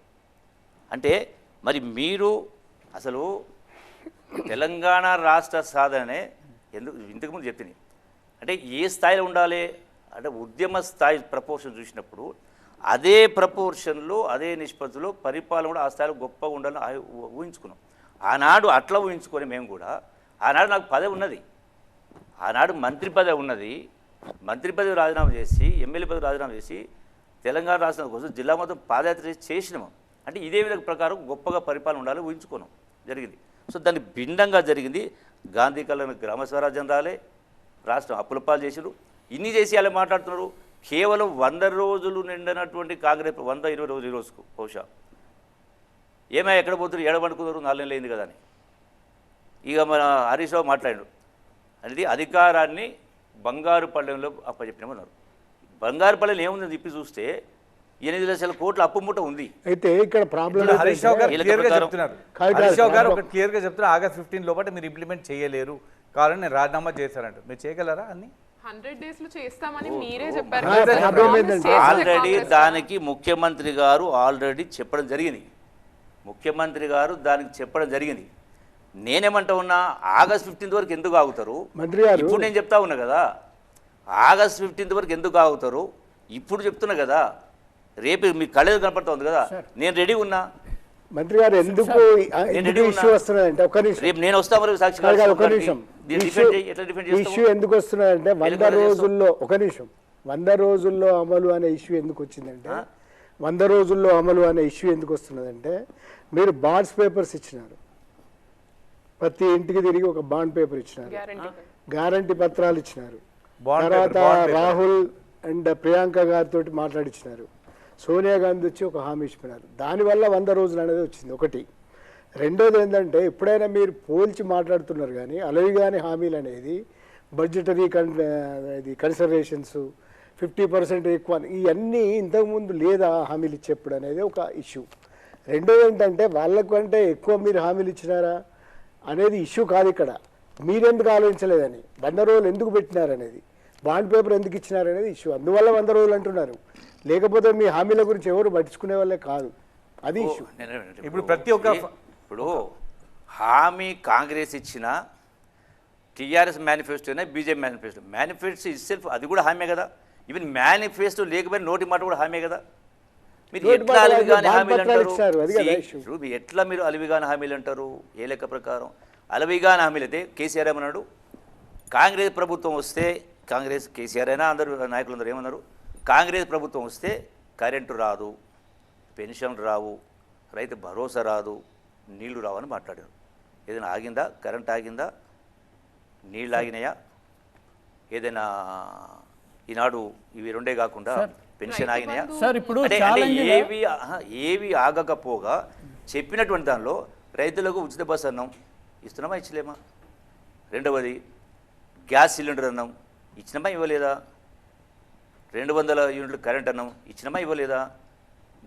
ఈ యొక్క ఇందిరమ్మ ఇళ్ళు 22,000 కోట్ల రూపాయలతోటి జీవో ఇచ్చిండు. ప్రతి నియోజకవర్గానికి 3,500 మంజూరు చేయడం. అంటే స్పాన్ ఆఫ్ 100 రోజుల లోపల 5 4 ఇవ్వడం జరిగింది. అని ఎవరు ప్రశ్నించాలి? అసలు మీకు ప్రశ్నించే నైతికత లేదు కదా. మీరు ఈ స్థాయిలో ప్రభుత్వాన్ని అప్పచెప్పి దాచిపెట్టి మూసిపెట్టి పరిపాలన చేసి ఏం మాట్లాడు? గతంలో బడ్జెట్ సందర్భంగా 1,00,000 కోట్ల అప్పున్నాయి, 2,00,000 కోట్ల అప్పున్నాయి మాట్లాడారు. తీరా చూస్తే జరిగినది ఇప్పుడు నేను చెప్పే లెక్క అవాస్తవమా? ఇది డిపార్ట్మెంట్ ద్వారా తీసుకుంటే అఫీషియల్ రికార్డే నేను మాట్లాడేది. అంటే మీకు ప్రశ్నించే అర్హత ఎక్కడ ఉందని సార్ సార్ ఒక క్వశ్చన్ సార్. ఇప్పుడు మీరు ఛాలెంజ్లు రాజీనామాల ఛాలెంజ్లు విసురుతున్నారు, కానీ 100 రోజుల్లో రైతుల్లో తీవ్ర నైరాశ్యం ఉంది. అంటే డ్రౌట్ వల్ల, కరువు వల్ల, రైతులు పంట నష్టం వల్ల చాలా ఇబ్బందుల్లో ఉన్నారు. కాంగ్రెస్ పార్టీ ఈ ఇబ్బందుల్ని, రైతుల ఇబ్బందులను అడ్రస్ చేయడంలో అది ప్రతిపక్షాలు చెప్పడమే కాదు, వాస్తవంగా గ్రౌండ్లో రిపోర్ట్స్ వస్తున్నాయి. రైతుల్ని కాపాడటం విషయంలో కాంగ్రెస్ పార్టీ ఫెయిల్ అయింది అని. అంటే ఒక రైతు లోన్ వేవర్ చెప్తున్నారు, but loan waiver is not an immediate solution. మీరు what people are feeling, Congress party ఒక ఆస్ట్రిచ్ పాలసీ, ఉష్ట్రపక్షి విధానం, అంటే గుడ్డిగా చూడకుండా జరుగుతున్న దాన్ని, రైతు గ్రామాల్లో జరుగుతున్న ఈ డిస్ట్రెస్ని, రూరల్ డిస్ట్రెస్ని చూడకుండా కాంగ్రెస్ పార్టీ వ్యవహరిస్తోంది, ఫెయిల్ అయింది. మీరు ఇంకా అధికార మత్తులోనే ఉన్నారని ప్రతిపక్ష పార్టీ చెప్తున్నారు. కొత్తగా వచ్చిన ఈ 3 నెలలు ఎప్పుడు ఎందుకు ఫెయిల్ అయింది? మీకు రేపు లోక్సభ ఎన్నికల్లో కూడా ఇది చాలా ప్రభావం చూపించే అంశం, రైతులకి మీరు పట్టించుకోకపోవటం అనేది. సో దాని మీద ఏం చెప్తారు సార్? డెఫినెట్గా ఈనాడు కరువు పరిస్థితి నెలకొన్నాయి. ఈ కరువు పరిస్థితి నెలకొనడానికి ఈ ప్రభుత్వం రాకముందుకే వర్షాకాలం పోయింది. గత ప్రభుత్వ హయాంలోనే వర్షాలు. నేను అడుగుతా ఉన్నా, కృష్ణా నదిలో మీకు అసలు రెయిన్ఫాల్ తక్కువ తెలిసి కూడా కృష్ణా నది నుంచి నీటిని ఉపయోగించి హైడల్ పవర్ జనరేట్ చేస్తూ నీళ్లు కిందికి ఎందుకు వదిలిపెట్టినరు లెక్క. అట్లాగే చాలా ఇష్యూస్ ఉన్నాయి. జూరాల ఉంది. 10 సంవత్సరాల కింద మాట్లాడినప్పుడు, నేను మంత్రి ఉన్నప్పుడు కూడా ఇదే తుమ్మిళ్ళ లిఫ్టు, అట్లాగే జూరాల గట్టు, జూరాల మొదటి స్టార్టింగ్ ఎంట్రీ పాయింట్ తెలంగాణకు. జూరాల దగ్గర అది కేవలం నెట్ యూజబుల్ వాటర్ అనేది ఓన్లీ 10 TMC ఉంది. అక్కడ గట్టు దగ్గర 20 TMC రిజర్వాయర్ నిర్మాణం చేద్దాం చెప్పని ప్రపోజ్ చేయడం జరిగింది. మరి ఎన్ని సంవత్సరాలు అయితే ఉంది? ఆల్మోస్ట్ 8 సంవత్సరాల పైన అయితే ఉంది. ఈ రోజు దాకా దాన్ని 20 TMC పక్కకు పోయింది. కేవలం 1 TMC 2 TMC కూడా ఇప్పటికి కూడా స్టార్టింగ్ దశలోనే కొబ్బరికాయలు కొట్టి తువ్వే కార్యక్రమం చేస్తూ ఉన్నారు. మరి నిజంగానే మీరు అదే ప్రకారము ఆ రిజర్వాయర్లు తోడి ఉంటే, ఆ రిజర్వాయర్ కట్టి ఉంటే ఎట్లయితే మీరు కాళేశ్వరం దగ్గర మల్లన్న సాగర్ ఒకటి 50 TMC రిజర్వాయర్, అక్కడి నుంచి కిందికి వచ్చి చివరి మీ ఫామ్ హౌస్ వరకు నీళ్ళు వస్తాయి. అట్లాగే మేడిగడ్డ ఆ ఇష్యూ కారణంగా పంపింగ్ చేసుకోలేకపోతున్నాం. అదే ఒకవేళ మన జూరాల దగ్గర ఆ రిజర్వాయర్ కట్టి ఉంటే ఇవాళ మనకు ఆ తాగునీటి ఇబ్బంది వచ్చింది ఈ రోజున. అంటే తప్పు మీదా మాదా ఎందుకు చెప్పాలి? మరి 10 సంవత్సరాలు చెప్పి ఎందుకు చేయలేదు? రెండవది ఇంకొక పాయింట్, వన్ మోర్ పాయింట్. ఇదే మహాత్మా గాంధీ కల్వకుర్తి ఎత్తి పథకంలో గత ప్రభుత్వం రిజర్వాయర్ పెట్టలేదన్నారు. సో డెఫినెట్గా గత ప్రభుత్వం రిజర్వాయర్ ఆ రోజు అప్లోడ్ చేస్తే, ఆనాడు ఉన్నటువంటి సమైక్య పాలకుల కారణంగా దాన్ని డిలీట్ చేస్తే రిజర్వాయర్ 2020 పెడితే కాలే. మరి 10 సంవత్సరాల నుంచి హరీష్ రావే మంత్రి కదా. మరి ఇదే మీరు ఎప్పుడైతే కృష్ణానది నుంచి రాయలసీమ కూడా నీళ్లు వదిలిపెట్టే పరిస్థితి ఉన్నప్పుడు, ప్రమాదం ఉన్నప్పుడు, ఎప్పుడైతే కాళేశ్వరానికి 2 TMCలు ఎత్తిపోసుకోగలిగినప్పుడు, మరి పాలమూరుకు సంబంధించి రిజర్వాయర్ నిర్మాణం చేస్తామన్నారు. 10 సంవత్సరాల నుంచి ఎందుకు మరి రిజర్వాయర్ మొదలుపెట్టలే? చేసి ఉంటే ఈ కరువు పరిస్థితి అన్నిటి మనం వాడుకునే అవకాశం వచ్చేది కదా. ఎట్లయితే మనం కాళేశ్వరం కింద రిజర్వాయర్స్ మాట్లాడుతున్నాం, ఇక్కడ వాడుకునే అవకాశం వచ్చేది కదా. ఇది చేయకపోవడం మీ తప్పు కాదా? రెండోది, అంటే కృష్ణానది పైన నీటి వాటాకు సంబంధించి కూడా మీరు దానిపైన ఈనాటికి కూడా హక్కు సాధించకపోగా మీరు ఒక రైట్ క్రియేట్ చేసింది ఆంధ్ర ప్రాంతానికి. ఎట్లా గడిచిన 7-8 సంవత్సరాల నుంచి 10 సంవత్సరాల నుంచో మీరు సంతకాలు పెట్టింది ఏమని? 299 TMC మనం వాడుకుంటున్నాం, 511 వాళ్ళు వాడుతూ ఉన్నారు. అంటే ఒక ఒక ఒక రైట్, ఒక హక్కు అనేది కల్పించే పద్ధతిలో మీరు ఆ ప్రకారం పరిపాలన చేసి కృష్ణ వాటర్ ప్రస్తావన తీసుకొచ్చారు కాబట్టి జూపల్లి గారు ఇక్కడ కేఆర్ఎంబి పరిధిలోకి రాష్ట్రానికి సంబంధించిన ప్రాజెక్టులు వెళ్ళనీయకుండా రాష్ట్ర హక్కులు కాపాడేలా నేను ప్రవర్తించాను అన్నది కేసీఆర్ గారి ఆర్గ్యుమెంట్. కాంగ్రెస్ పార్టీ రాగానే కేఆర్ఎంబికి మొత్తం స్టేట్ ప్రాజెక్ట్స్ అన్ని అప్పగించేసింది అంటున్నారు. నిజమా కాదా? మీరు అప్పగించారా లేదా?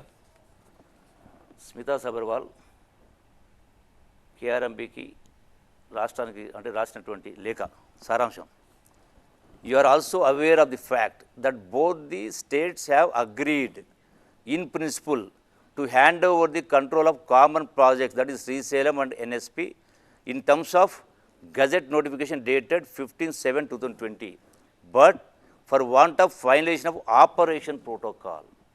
ఆపరేషన్ ప్రోటోకాల్ అంటే ఏంటిది? బొజ్జా కూడా రాశారు సార్. మీ ఆపరేషన్ గవర్నమెంట్ వచ్చాక అసెంబ్లీలో ఇదే మాట్లాడారు ఉత్తమ్ కుమార్ రెడ్డి గారు. సేమ్ థింగ్ దానికి కౌంటర్ గా హరీష్ రావు గారు, మీ రాహుల్ బొజ్జా రాశారు, మీరు కూడా సేమ్ రాశారు, అప్పగిస్తున్నాము అని ఆయన ఆల్రెడీ చెప్పారు సార్ దాని గురించి. సో ఎన్ని రోజులు సెక్రటరీల పేర్లు అధికారులు మారడం వరకు సిస్టంలో అల్టిమేట్గా మీరు ఒక రైట్ క్రియేట్ చేయండి. 10 సంవత్సరాల నుంచి మీరు ఆ ప్రకారం సంతకాలు పెట్టేసి ఫైనల్ హ్యాండ్ ఓవర్ చేస్తున్నాం కూడా రాసి only process handing over process protocol కంటే డిలే అవుతుంది తప్పని మీరు అప్పచెప్పేసి మాట్లాడేసి మళ్ళీ దొంగ అన్నట్టు మొత్తుకున్నట్టుగా ఈ 100 రోజుల ప్రభుత్వం పైన మీరు ఆరోపణ చేస్తే ఎట్లా నైతికత ఉంది? ఎట్లా మీరు డిఫెండ్ చేసుకుంటారు? జూపల్లి గారు ఒకటి అంతేందో సుధాకర్ అడిగిన ప్రశ్నకు మీరు ఆన్సర్ చెప్పలేదు. ఇప్పుడు రైతులు డిస్ట్రెస్లో ఉన్నారు, వాళ్ళు గవర్నమెంట్ నుంచి హెల్ప్ కొరకు ఎదురు చూస్తున్నారు, మీరు ఇంతవరకు చేయలేదు అనేది మీ ప్రధానమైన ఆరోపణ మీ మీద. మీరు రీచ్ అవుట్ కాలేదు వాళ్ళ దగ్గరికి, వాళ్ళకి కావాల్సిన సహాయం చేయలేదు. అదొకటి. ఈ పాయింట్ ఫస్ట్ చెప్పండి సార్. తర్వాత రెండో క్వశ్చన్ నాది ఏంటంటే, మీరు ఇందాక నుంచి చెప్తా ఉన్నారు రుణమాఫీ గురించి. దాదాపు 40,000 కోట్లు కావాలి. మీరేమంటారు 8 లక్షల అప్పు ఆల్రెడీ ఉంది, ముఖ్యమంత్రి గారేమో ఆగస్ట్ 15 లోపల 40,000 కోట్లు నేను అప్పు తీర్చేస్తున్నా అంటారు. ఎట్లా చేస్తారు అసలు? ఎక్కడ నుంచి తెస్తారు ఈ 40,000 కోట్లు? నేను అదే అడుగుతున్నానండి. ఎట్లా అలివి కానీ హామీలు అంటారు? మీరు మాకంటే ఎక్కువ చెప్పారు. ఎట్లీస్ట్ మీరు ఇచ్చిన ఇచ్చడం కాదు ఇక్కడ ఇష్యూ, వాళ్ళు ఇవ్వడం కాదంటే మీరు ఇచ్చిన ప్రామిస్ గురించి చెప్పాలి కదా. చెప్తాను డెఫినెట్గా. ఇప్పుడు మీరు రైతులు డిస్ట్రెస్లో ఉన్నారు, వాస్తవం, వాళ్ళకు సహకారం చేయాలి. ఏమన్నారు? కాంగ్రెస్ వస్తే రైతు భరోసా రాదు, రైతు బంధు రాదు అన్నారు. ఇప్పటిదాకా గూగుల్ పెట్టిండు. ఇప్పటికే మొత్తంగా 64 లక్షల మంది రైతాంగానికి సంబంధించి ఇప్పటికే టోటల్గా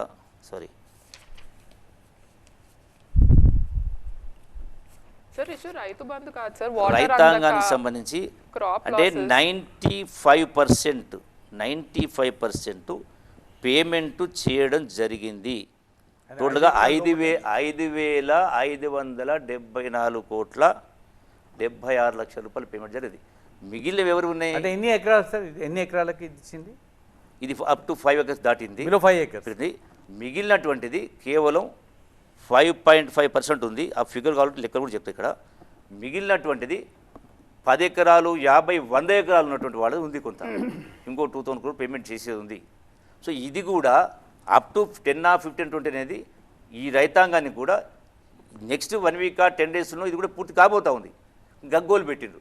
అంటే రైతాంగం డిస్టెన్స్ కాబట్టి ప్రయారిటీ ఇచ్చి పెట్టడం. మీకు చెప్తాను. మరి ఇంతకంటే మేము గొప్ప చేయాలంటే ఇవి కాకుండా మీరు 40,000 కోట్ల రూపాయల బిల్లులు పెండింగ్ పెట్టిపోయినారు. 40,000 కోట్ల రూపాయల బిల్లులు ఈనాటికి కూడా పెండింగ్ ఉన్నాయి. అది కూడా చిన్న వాళ్ళవి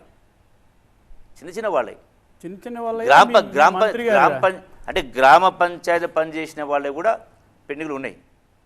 అంటే 40,000 కోట్ల పెండింగ్ ఉన్నాయి. అంటే ఇన్ని ఉన్నా కూడా రైతాంగం డిస్ట్రెస్లో ఉన్నారు కాబట్టి వాళ్ళకు ప్రయారిటీ ఇచ్చి చేసే కార్యక్రమం. మీ మీద ఆరోపణ ఈ బిల్లులు మీ మంత్రులు మీ ఎమ్మెల్యేలు కాంట్రాక్టర్లుగా ఉన్నవే క్లియర్ చేశారన్నది ఆరోపణ. ఈ డబ్బు వాడారన్నమాట. ఇప్పుడు ఇప్పటికీ మీరు చేసిన అప్పుకు 60,000 కోట్ల రూపాయల వడ్డీ కట్టాల్సి వస్తుంది. ఆ వడ్డీ కట్టడానికి కూడా అప్పులు చేసి కట్టించే ఏర్పాటు చేస్తాం. అంటే ఈ మొత్తానికి కారణం మీరై ఎట్లా మా ప్రభుత్వాన్ని మీరు కృష్ణారావు గారు ఇదైతే చెప్పాలి. ఒకటి, you are part of the government. మీరు ఉన్నారు, ఎమ్మెల్యే ఉన్నారు, ఎక్స్-ఎమ్మెల్యే ఉన్నారు. బడ్జెట్ పేపర్స్ ప్రతి సంవత్సరం ప్రజెంట్ చేస్తూ ఉంటారు. దాంట్లో క్లియర్గా బడ్జెట్ పేపర్లో ఎన్ని అప్పులు ఉన్నాయి, మనకి ఇన్కమ్ ఎంత ఉంది, ఎక్స్పెండిచర్ ఎంత ఉంది, అన్ని రెవెన్యూస్ ఉంటాయి. అవన్నీ తెలుసుండి కూడా మీరు ఇంత పెద్ద హామీలు పెట్టి మీరు ఇప్పుడు ఏం కట్టలేమో ఖజానా ఖాళీ పెట్టిపోయినారు మాకు అని ప్రీవియస్ గవర్నమెంట్ తిడతాం ఎట్లా ఉంటుంది? ఇంకోటి ఏంటంటే రైతాంగ డిస్ట్రెస్ అనేది ఒక బ్రాడ్ సెన్స్ లో వీళ్ళిద్దరు అడిగినారు మీరు. ఒక బ్రాడ్ సెన్స్ లో అడిగినారు. ఒకటి మీకు ఇంతకుముందు నీళ్ళ లభ్యత ఉండేది, నీళ్ళ లభ్యత ఎందుకు ఆల్ ఆఫ్ సడన్ పోయింది అనేది ఏమంటే అర్థం కాల. నీటి లభ్యత అంటాం కదా. నీటి లభ్యత అనేది కేవలం కాంగ్రెస్ పార్టీ అధికారంలో వచ్చినాక ఎందుకు దాన్ని పడిపోయింది, ఒక ఆలోచించలేదు? అన్రెస్ట్ క్రియేట్ అయింది. రెండోది, మీ మీద వస్తున్నటువంటి ఒక అభియోగం. కల్లాలలో ధాన్యం ఉంది, మీరు 500 ఎక్కువ ఇస్తా అన్నారు. అసలు ధాన్యం కొనేది కూడా ఇబ్బందిగా ఉందనే చెప్తున్నారు రైతులు, చెప్తున్న విషయం. ప్రతిపక్షాలు కూడా అవసరం లేదు. రెండోది, సమ్మర్లో ఇట్లాంటి పరిస్థితులు వచ్చినప్పుడు మీరు రైతాంగం కోసం ఏం చేసినారు అనేది. ఇవన్నీ కూడా గవర్నమెంటల్ యాక్టివిటీలో భాగంగా మీరు కొంచెం యాక్టివ్గా ఉంటే కొంచెం సవరించి ఇంత డిస్ట్రెస్ తగ్గించే అవకాశం ఉండేది అనేది ఒకటి.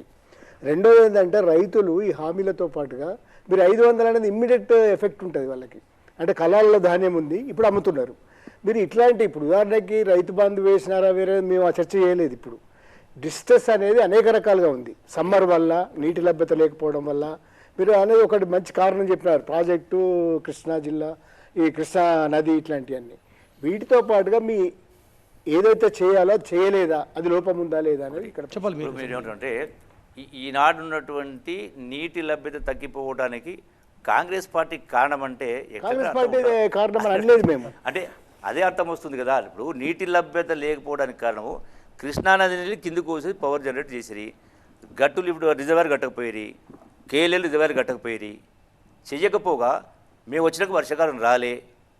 అంటే ఈ తప్పిదాల మీద కారణమై అయినా కూడా ఈ తప్పిదాలకు గత ప్రభుత్వం కారణమై ఈ ప్రభుత్వం నెప్పబెట్టడం ఎట్లా అది సహేతుకమవుతుంది అని ఒక పాయింట్. రెండవది, రైతాంగాన్ని డిస్టర్బ్ కాబట్టి మొన్న వడగండ్ల వాన కూర్చింది నిజాం కొన్ని జిల్లాలో. వడగండ్ల నేను కూడా పోయి వచ్చిన చూసి వచ్చిన. గత 10 సంవత్సరాల కాలంలో కేసీఆర్ ఏ రోజు కూడా కరువు వచ్చినా, వరదలు వచ్చినా, వడగండ్లు వచ్చినా ₹1 కూడా నష్టపరం ఇవ్వలేదు. రైతు బీమా అనేది చేయలే. మరి ప్రభుత్వం వచ్చిన నెల రోజు 2 రోజులే, అందులో కూడా ఈ ఆల్మోస్ట్ 1.5 మందికి వెళ్ళి ఎలక్షన్ కోడే వచ్చింది. అయినా కూడా రైతాంగానికి ఎకరానికి ₹10,000 చొప్పున పేమెంట్ చేయడం కోసం ఆల్రెడీ ఫైనల్ అయిపోయింది. రిపోర్ట్స్ వచ్చినాయి, వారు వచ్చి రిలీజ్ చేసే కార్యక్రమం చేస్తూ ఉన్నారు. అంటే మరి ఈనాడు ఎంత చేయగలుగుతామో అంత చేసే కార్యక్రమం చేస్తూ ఉన్నాం. ఈరోజు ఉన్నటువంటి ప్రభుత్వం దీనికి అంతటి కారణం అనేది మాత్రం కేవలం రాజకీయ ఆరోపణ పనికొస్తుంది తప్ప ప్రజలు ఎవరు నమ్మరు. అందుకనే అంటే కేసీఆర్ గవర్నమెంట్లో పెద్ద మనకు ఈ రైతుల డిస్ట్రెస్ మనీ, ఈ కేసులు కానీ లేదంటే నీళ్ళ ప్రాబ్లం ఉంది అని మాత్రం అంతా రాలేదు కదా 8 ఇయర్స్. ఉదాహరణకి మన ఇంటర్వ్యూలోనే వచ్చింది ఈ క్వశ్చన్. వచ్చినప్పుడు దాని నుంచి నీళ్లు తీసుకునే అవకాశం ఉండే, కానీ తీసుకోలేదు. పైన ఇప్పుడు మేడిగడ్డ అంటే సరే అది పోయింది, పైన నీళ్లు తీసుకునే అవకాశం ఉండే, తీసుకోలేదు అని మాట్లాడినాడు. ఉదాహరణ చెప్తున్నాడు. అదొక ఒక ప్రత్యామ్నాయంగా ఏమీ లేకుండానా అనేది ఒక రీజన్. కానీ కరువు గురించి ఎక్కువ డిస్కషన్ రాలేదు, ఎక్కువ మనకు ఇంపాక్ట్ కనిపించలేదు. ఇప్పుడు ఎందుకు వస్తుంది అది? ఇప్పుడు సార్ దాని ఎక్స్టెన్షన్ ఆఫ్ క్వశ్చన్ మీరు అన్ని కలిపి చెప్పండి. అంటే మీరు ఎంతసేపు కేసీఆర్ ప్రభుత్వాన్ని టార్గెట్ చేసుకుంటా అన్న బద్నాం చేయని ఆలోచనతో మీరే బద్నాం అయిపోతున్న సమస్య కాలేదు, అట్లా కనిపిస్తలేదా? ఎందుకంటే మీరు డిస్ట్రెస్ కనిపిస్తూ ఉంది, వాటర్ లేవు. మీరు విజిబుల్గా మంత్రులు కానీ ఎమ్మెల్యేలు కానీ పొలాలకు పోయి కళ్ళాలకు పోయి మాట్లాడే పరిస్థితి ఇక్కడ కనిపిస్తలేదు. మీడియాలో రిపోర్ట్స్ కూడా వస్తలేవు. మీరంటా ఉన్నట్టు ఇంతకుముందు వారి ప్రశ్నకు ఒడ్లు వచ్చినాయి, రైతాంగాన్ని పంటలు ఉన్నాయి. ఇప్పటికే మీరు ఈరోజు పేపర్ చూడండి, 10 లక్షల టన్నులు కొనుగోలు చేయడం జరిగింది. గత ప్రభుత్వం ఓపెన్ చేసిన సెంటర్ల కంటే ఎక్కువ సెంటర్లు ఓపెన్ చేయడం జరిగింది, కొనుగోలు జరుగుతూ ఉన్నాయి. రెండవది, బోనస్ ₹500 క్వింటల్ కాదు. ఆల్రెడీ మా ముఖ్యమంత్రి ఇప్పటికే చెప్పారు, రేపు వచ్చే పండుగలు ఎక్స్ట్రా ఇస్తామని చెప్పడం జరిగింది. రేపు వచ్చే ఖరీఫ్ నుంచి రైతాంగానికి బోనస్ ₹500 క్వింటల్కి ఇవ్వడమే కాకుండా రైతులకు వరద ద్వారా, కరువు ద్వారా, ఇతర ప్రకృతి వైపరీత్యాల వల్ల నష్టం జరిగింది, దానికి కూడా బీమా అంటే ఇన్సూరెన్స్ చేసే కారణం రైతాంగానికి ఇస్తామని చెప్పడం జరిగింది. రైతాంగానికి ఎక్కడ కూడా తక్కువ చేసే సమస్య లేనే లేదు. ఈ రైతాంగమే ప్రధానంగా, రైతాంగం రైతు కూలీలే కదా ఈ ప్రభుత్వాన్ని అధికారం తీసుకొచ్చింది అన్నప్పుడు రైతాంగాన్ని ఎట్లా విస్మరిస్తాం? ఆ సమస్యనే రాదు. వీళ్ళు కేవలం మీరు అంటున్నారు ఈనాడు మీరు కేసీఆర్ను అప్రతిష్ట పాలు చేయడం కోసం మాట్లాడుతున్నారు కదా. నేను చెప్పిన అంకెల్లో కానీ మాటలో కానీ ఒక్కటైనా అబద్ధం ఉందా? ఏ విషయం చెప్పగలుగుతారా ఎవరైనా? అంటే కేసీఆర్ గారు మీ గవర్నమెంట్ మిస్మేనేజ్మెంట్ అంటుంది అంతే. కేసీఆర్ గారు మనం ప్రెస్ కాన్ఫరెన్స్ పెట్టి చెప్పాడు కదా ఓపెన్గా. కేసీఆర్ అంటాడండి, కేసీఆర్ మిస్మేనేజ్మెంట్ అంటాడు. నేను ఇన్ని వైఫల్యాలు చూపిస్తే ఆయన గొప్ప మేనేజ్మెంట్ ఎట్లయితుంది? మాది ఆయన మిస్మేనేజ్మెంట్. ఫెయిలియర్ కాబట్టి ఆయన తీసేశారు, మళ్ళీ మీరేం చేస్తున్నారు? అది దాన్ని సరిచేసే కార్యం చేస్తున్నాం కదా. ఎక్కడ గత ప్రభుత్వం చెప్పినటువంటి గత ప్రభుత్వం ఇచ్చిన స్కీములు ఏది కూడా ఎత్తేయకుండానే మేము చెప్పిన 6 గ్యారెంటీలు ఇప్పటికి 5 గ్యారెంటీలు అమలు చేయడం జరిగింది. రేపు దేశంలో కాంగ్రెస్ పథకాలు వస్తే మిగతా 5 న్యాయ గ్యారెంటీలు కూడా అమలు చేసేటువంటి కార్యక్రమం చేయడం జరుగుతుంది. సార్ నేను కేసీఆర్ గవర్నమెంట్లో మీరు ఇంత మాట్లాడే స్వేచ్ఛ లేదు అన్నది జనరల్గా ఉన్న విషయం. ఇప్పుడు ప్రజలకు కొంచెం మాట్లాడే స్వేచ్ఛ ఎక్కువ వచ్చింది అనేది ఒక వాదన.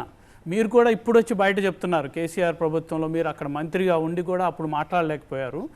మీరు ఇన్సైడర్గా అక్కడ అప్రెసివ్ రూల్ గురించి చెప్పండి. ఏం జరిగింది? ఎందుకు కేసీఆర్ ప్రభుత్వ హయాంలో మీరు అందరూ భయపడ్డారు? లేకపోతే ప్రజలు మాట్లాడలేదు? బయటికి మీడియా కూడా చాలా వరకు ఆ రోజు ఇష్యూస్ చాలా వరకు మీడియా కూడా రాయలేని పరిస్థితి. నేను ఆ అంశానికి సమాధానం చెప్పకుండా ఇక్కడి నుంచి లేచిపోను. మిగతా అంశాలు మాట్లాడితే ఆ అంశానికి వస్తాను, నేను డెఫినెట్గా మాట్లాడతాను. అక్కడి నుంచి పోయే ప్రశ్నే లేదు. డెఫినెట్గా ఒళ్ళు గారు బొమ్మన పోను. నేనేమంటే ఇప్పుడు కేసీఆర్ గారు అవాస్తవాల్ని వాస్తవాలుగా, వాస్తవాన్ని అవాస్తవాలుగా ఎంత అంటే ఒక ఏమంటారు మిస్మరైజ్ చేసే కార్యక్రమం. పాలమూరు ప్రాజెక్ట్ ఉందండి, ఏది జాతికి అంకితం చేసిన అన్నారు. జాతికి అంకితం ఏ ప్రాజెక్ట్ ఎప్పుడు చేస్తారు? ఆ ప్రాజెక్టు పూర్తి నీళ్ళు ఇస్తున్న అంకితం చేస్తారు. పాలమూరు ప్రాజెక్టు ఇప్పటికైనా ఖర్చు 25,000 కోట్లు. ఆ ప్రాజెక్టు పూర్తయి 12 లక్షల ఎకరాలకు నీళ్ళు ఇవ్వడానికి పూర్తి కాబోయే ఖర్చు సుమారుగా 70-80 వేల కోట్ల రూపాయలు. ఇప్పటికీ కాలువలకు అడ్మినిస్ట్రేషన్ శాంక్షన్ ఇవ్వలే. మొదటి పంపు నుంచి సెకండ్ పంపు వరకు కెనాలే లేదు. పూర్తి కాలి పోతే ఎక్కడ పోయినా నీళ్ళు చూపిస్తారా రేపు? మీకు ఒక సెంటు కూడా సెంటుగా దేవుడే అసలు ముందుకే నీళ్ళు పోవు. కానీ ఇక్కడ సమస్య కానీ సమస్య కాంగ్రెస్ పార్టీ అంకురార్పణ చేశాను అంటుంది పాలమూరు ప్రాజెక్టుకి సంబంధించిన వ్యవహారం. కానీ అడ్మినిస్ట్రేటివ్ శాంక్షన్స్ తీసుకొచ్చాము, దానికి సంబంధించి జీవో ఇచ్చాము, సర్వే చేసాము. లాస్ట్ వీక్ ఇదే ఎపిసోడ్ లో డికే గారు అన్నమాట. అందుకే ఆ క్రెడిట్ ఎవరికి ఇవ్వాలి మీరు? ఇప్పుడు పాలమూరు రంగారెడ్డి ప్రాజెక్టు వాస్తవంగా కిరణ్ కుమార్ ఉన్న సందర్భంలో అడ్మినిస్ట్రేటివ్ శాంక్షన్ అనేది డిపిఆర్ జీవోలో జరిగింది. తదనంతరం సరే ఉద్యమ ఫలితం కావచ్చు, డెఫినెట్గా ఉద్యమ ఫలితమే, నేను కూడా ఒప్పుకుంటాను. డెఫినెట్గా ఉద్యమ ఫలితమే ఆ ప్రాజెక్టు ముందుకు పోవడం జరిగింది. శాంక్షన్ ఎందుకు ఇచ్చిందంటే ఓన్లీ రిజర్వాయర్స్కు పంప్ సెట్స్కి మాత్రమే శాంక్షన్ ఇచ్చిండ్రు. ఇక్కడ ఇంకో లెక్క చెప్తా, మిగిలినటువంటి మెయిన్ కెనాల్స్ కానీ డిస్ట్రిబ్యూటర్స్ కానీ ప్రతి దేనికి శాంక్షన్ లేవు. ఇప్పటికి అడ్మినిస్ట్రేషన్ లేదు. అడ్మినిస్ట్రేషన్ సర్వే చేయాలి, ఎస్టిమేట్ చేయాలి, అడ్మినిస్ట్రేషన్ ఇవ్వాలా, టెండర్ పిలవాలి, పని మొదలు పెట్టాలా. కానీ జాతికి అంకితం చేస్తూ ఉంటారు. ఇక్కడ ఇంకొక పాయింట్ ఉంది నారాయణ గారు, అంటే ఎంత బ్లాటెంట్గా దీనిపైన నేను మాట్లాడకూడదు. నాగం జనార్దన్ గారు సుప్రీంకోర్టులో కేసు వేసిండు. అవును, ప్రభుత్వము ఒక కాంట్రాక్టర్ టెండర్ ఇస్తే ఆ కాంట్రాక్టర్ అదే కాంట్రాక్టర్ను బిహెచ్ఎల్కి అప్పచెప్తే అంటే 800 కోట్ల రూపాయలు అయ్యే ప్రాజెక్టుకు 2,400 కోట్లు ఖర్చు చేయడం జరిగింది. అది ఆల్రెడీ సుప్రీంకోర్టు నడుస్తూ ఉంది, కేసు నడుస్తూ ఉంది. అంటే ప్రజాధనాన్ని లూటీ చేసే దానిలో నేను అనుకుంటా ఎవరు కూడా సాటి రారు. అంటే వీళ్ళ అవసరాల కోసం దోసుకోవడమే కాదు, దోసిపెట్టిండ్రు కాంట్రాక్టర్స్. నాగం ప్రస్తావన వచ్చింది కాబట్టి ఇది ఒక చిన్న ఉప ప్రశ్న వేయచ్చా మీకు? కాలువలని నిజానికి ఇరుకు చేసి మీరే నాశనం పట్టించినారని నాగం నిన్న ఆరోపణ చేసినారు మీ మీద పర్టికులర్గా. కాలువల విషయంలో, ఎత్తిపోతల కాలువల విషయంలో మీరే ద్రోహం చేసినారని నిన్న ఒక ఆరోపణ చేసినాడు ఆయన. అంటే నిజమా అది? ఏది పాలమూరు లిఫ్ట్ కేఎల్ఐ దాని ముందరి project KLI canal Kalwakurthy lift. ఇప్పుడు ఆరోపణ చేయడం నేను చెప్తాను మీకు, ఇంతకుముందు చెప్పిన మీరు వినలేదు. ఇప్పుడు కల్వకుర్తి ప్రాజెక్టును దాని ఎగ్జాంపుల్ చెప్తాను. కల్వకుర్తి నేను ఇండిపెండెంట్ ఎమ్మెల్యే అయిన తర్వాత 15 రోజులు నిలవలకే, అంతకుముందు చంద్రబాబు పీరియడ్లో ఎలక్షన్ల ముందు 2003 నవంబర్లో కేవలం 12 కోట్ల రూపాయలు రిలీజ్ చేసి ఆ రిజర్వాయర్కు ఆ కెనాల్ టెండర్ పిలిచింది. అక్కడ దాకా నాకు తెలిసింది. ఇది ఏమైంది చూద్దామనే కింద వెళ్ళేసి నేను ఇదే జలసౌధకు పోయిన తర్వాత బాబు ఎక్కడి దాకా వచ్చింది మాకు కలుగుంటాడు ఈయన. సార్ టెండర్ పిలిచినామన్నారు, నాకు ఇవ్వండి అంటే ప్రింట్అవుట్ తీసి చూస్తే కొల్లాపూర్కు 30,000 ఎకరాలు ప్రపోజ్ చేసిండ్రు, నాగర్ కర్నూలుకు 90,000, అచ్చంపేట 70,000, అట్లా మొత్తం 2,50,000 చేసిరు. చూసి ఆ పేపర్ని అక్కడే చింపేసి ఇది తెలుగుదేశం ప్రభుత్వం కాదు అంటే కేవలం అప్పుడు నేను ఒక్కనే కాంగ్రెస్ ఎమ్మెల్యే, అచ్చంపేట నాగర్ కలవకూడదు, ముగ్గురు కూడా టీడీపీ ఎమ్మెల్యేస్. నాకు చూసి ఇంత దుర్మార్గం చింపేసిన తర్వాత వాళ్ళందరూ అధికారులు ఇవ్వండి అన్న, లేకపోతే పాప వాళ్ళందరూ లేచిన తర్వాత కలిసిపోతే కూర్చొని మరి ఇది ఎట్లా న్యాయం అవుతుందా, ఎలా అంటే ఎక్కడ తగ్గాలి చెప్పండి సార్ అన్నారు. ఎక్కడెందుకు తగ్గాలి, ఇక్కడి నుంచి మద్రాసు దాకా పోతున్నా, ఆంధ్ర దాకా పోతా ఉన్నాయి, ఎందుకు తగ్గియాలి, కృష్ణా నీళ్ళు లేవా, ఎక్కడ తగ్గియదు, 2,50,000 ఎకరాలు 3,50,000 ఎకరాలు చెప్పి నేను ఆయకట్టును పెంచి 2,50,000 ఎకరాలు 3,50,000 ఎకరాలు చేసి ఆ ప్రకారం అడ్మినిస్ట్రేషన్ ఇప్పించి దానికి రిజర్వాయర్స్కి సంబంధించి 25 TM రిజర్వాయర్ కూడా ఆన్లైన్ పెట్టడం జరిగింది.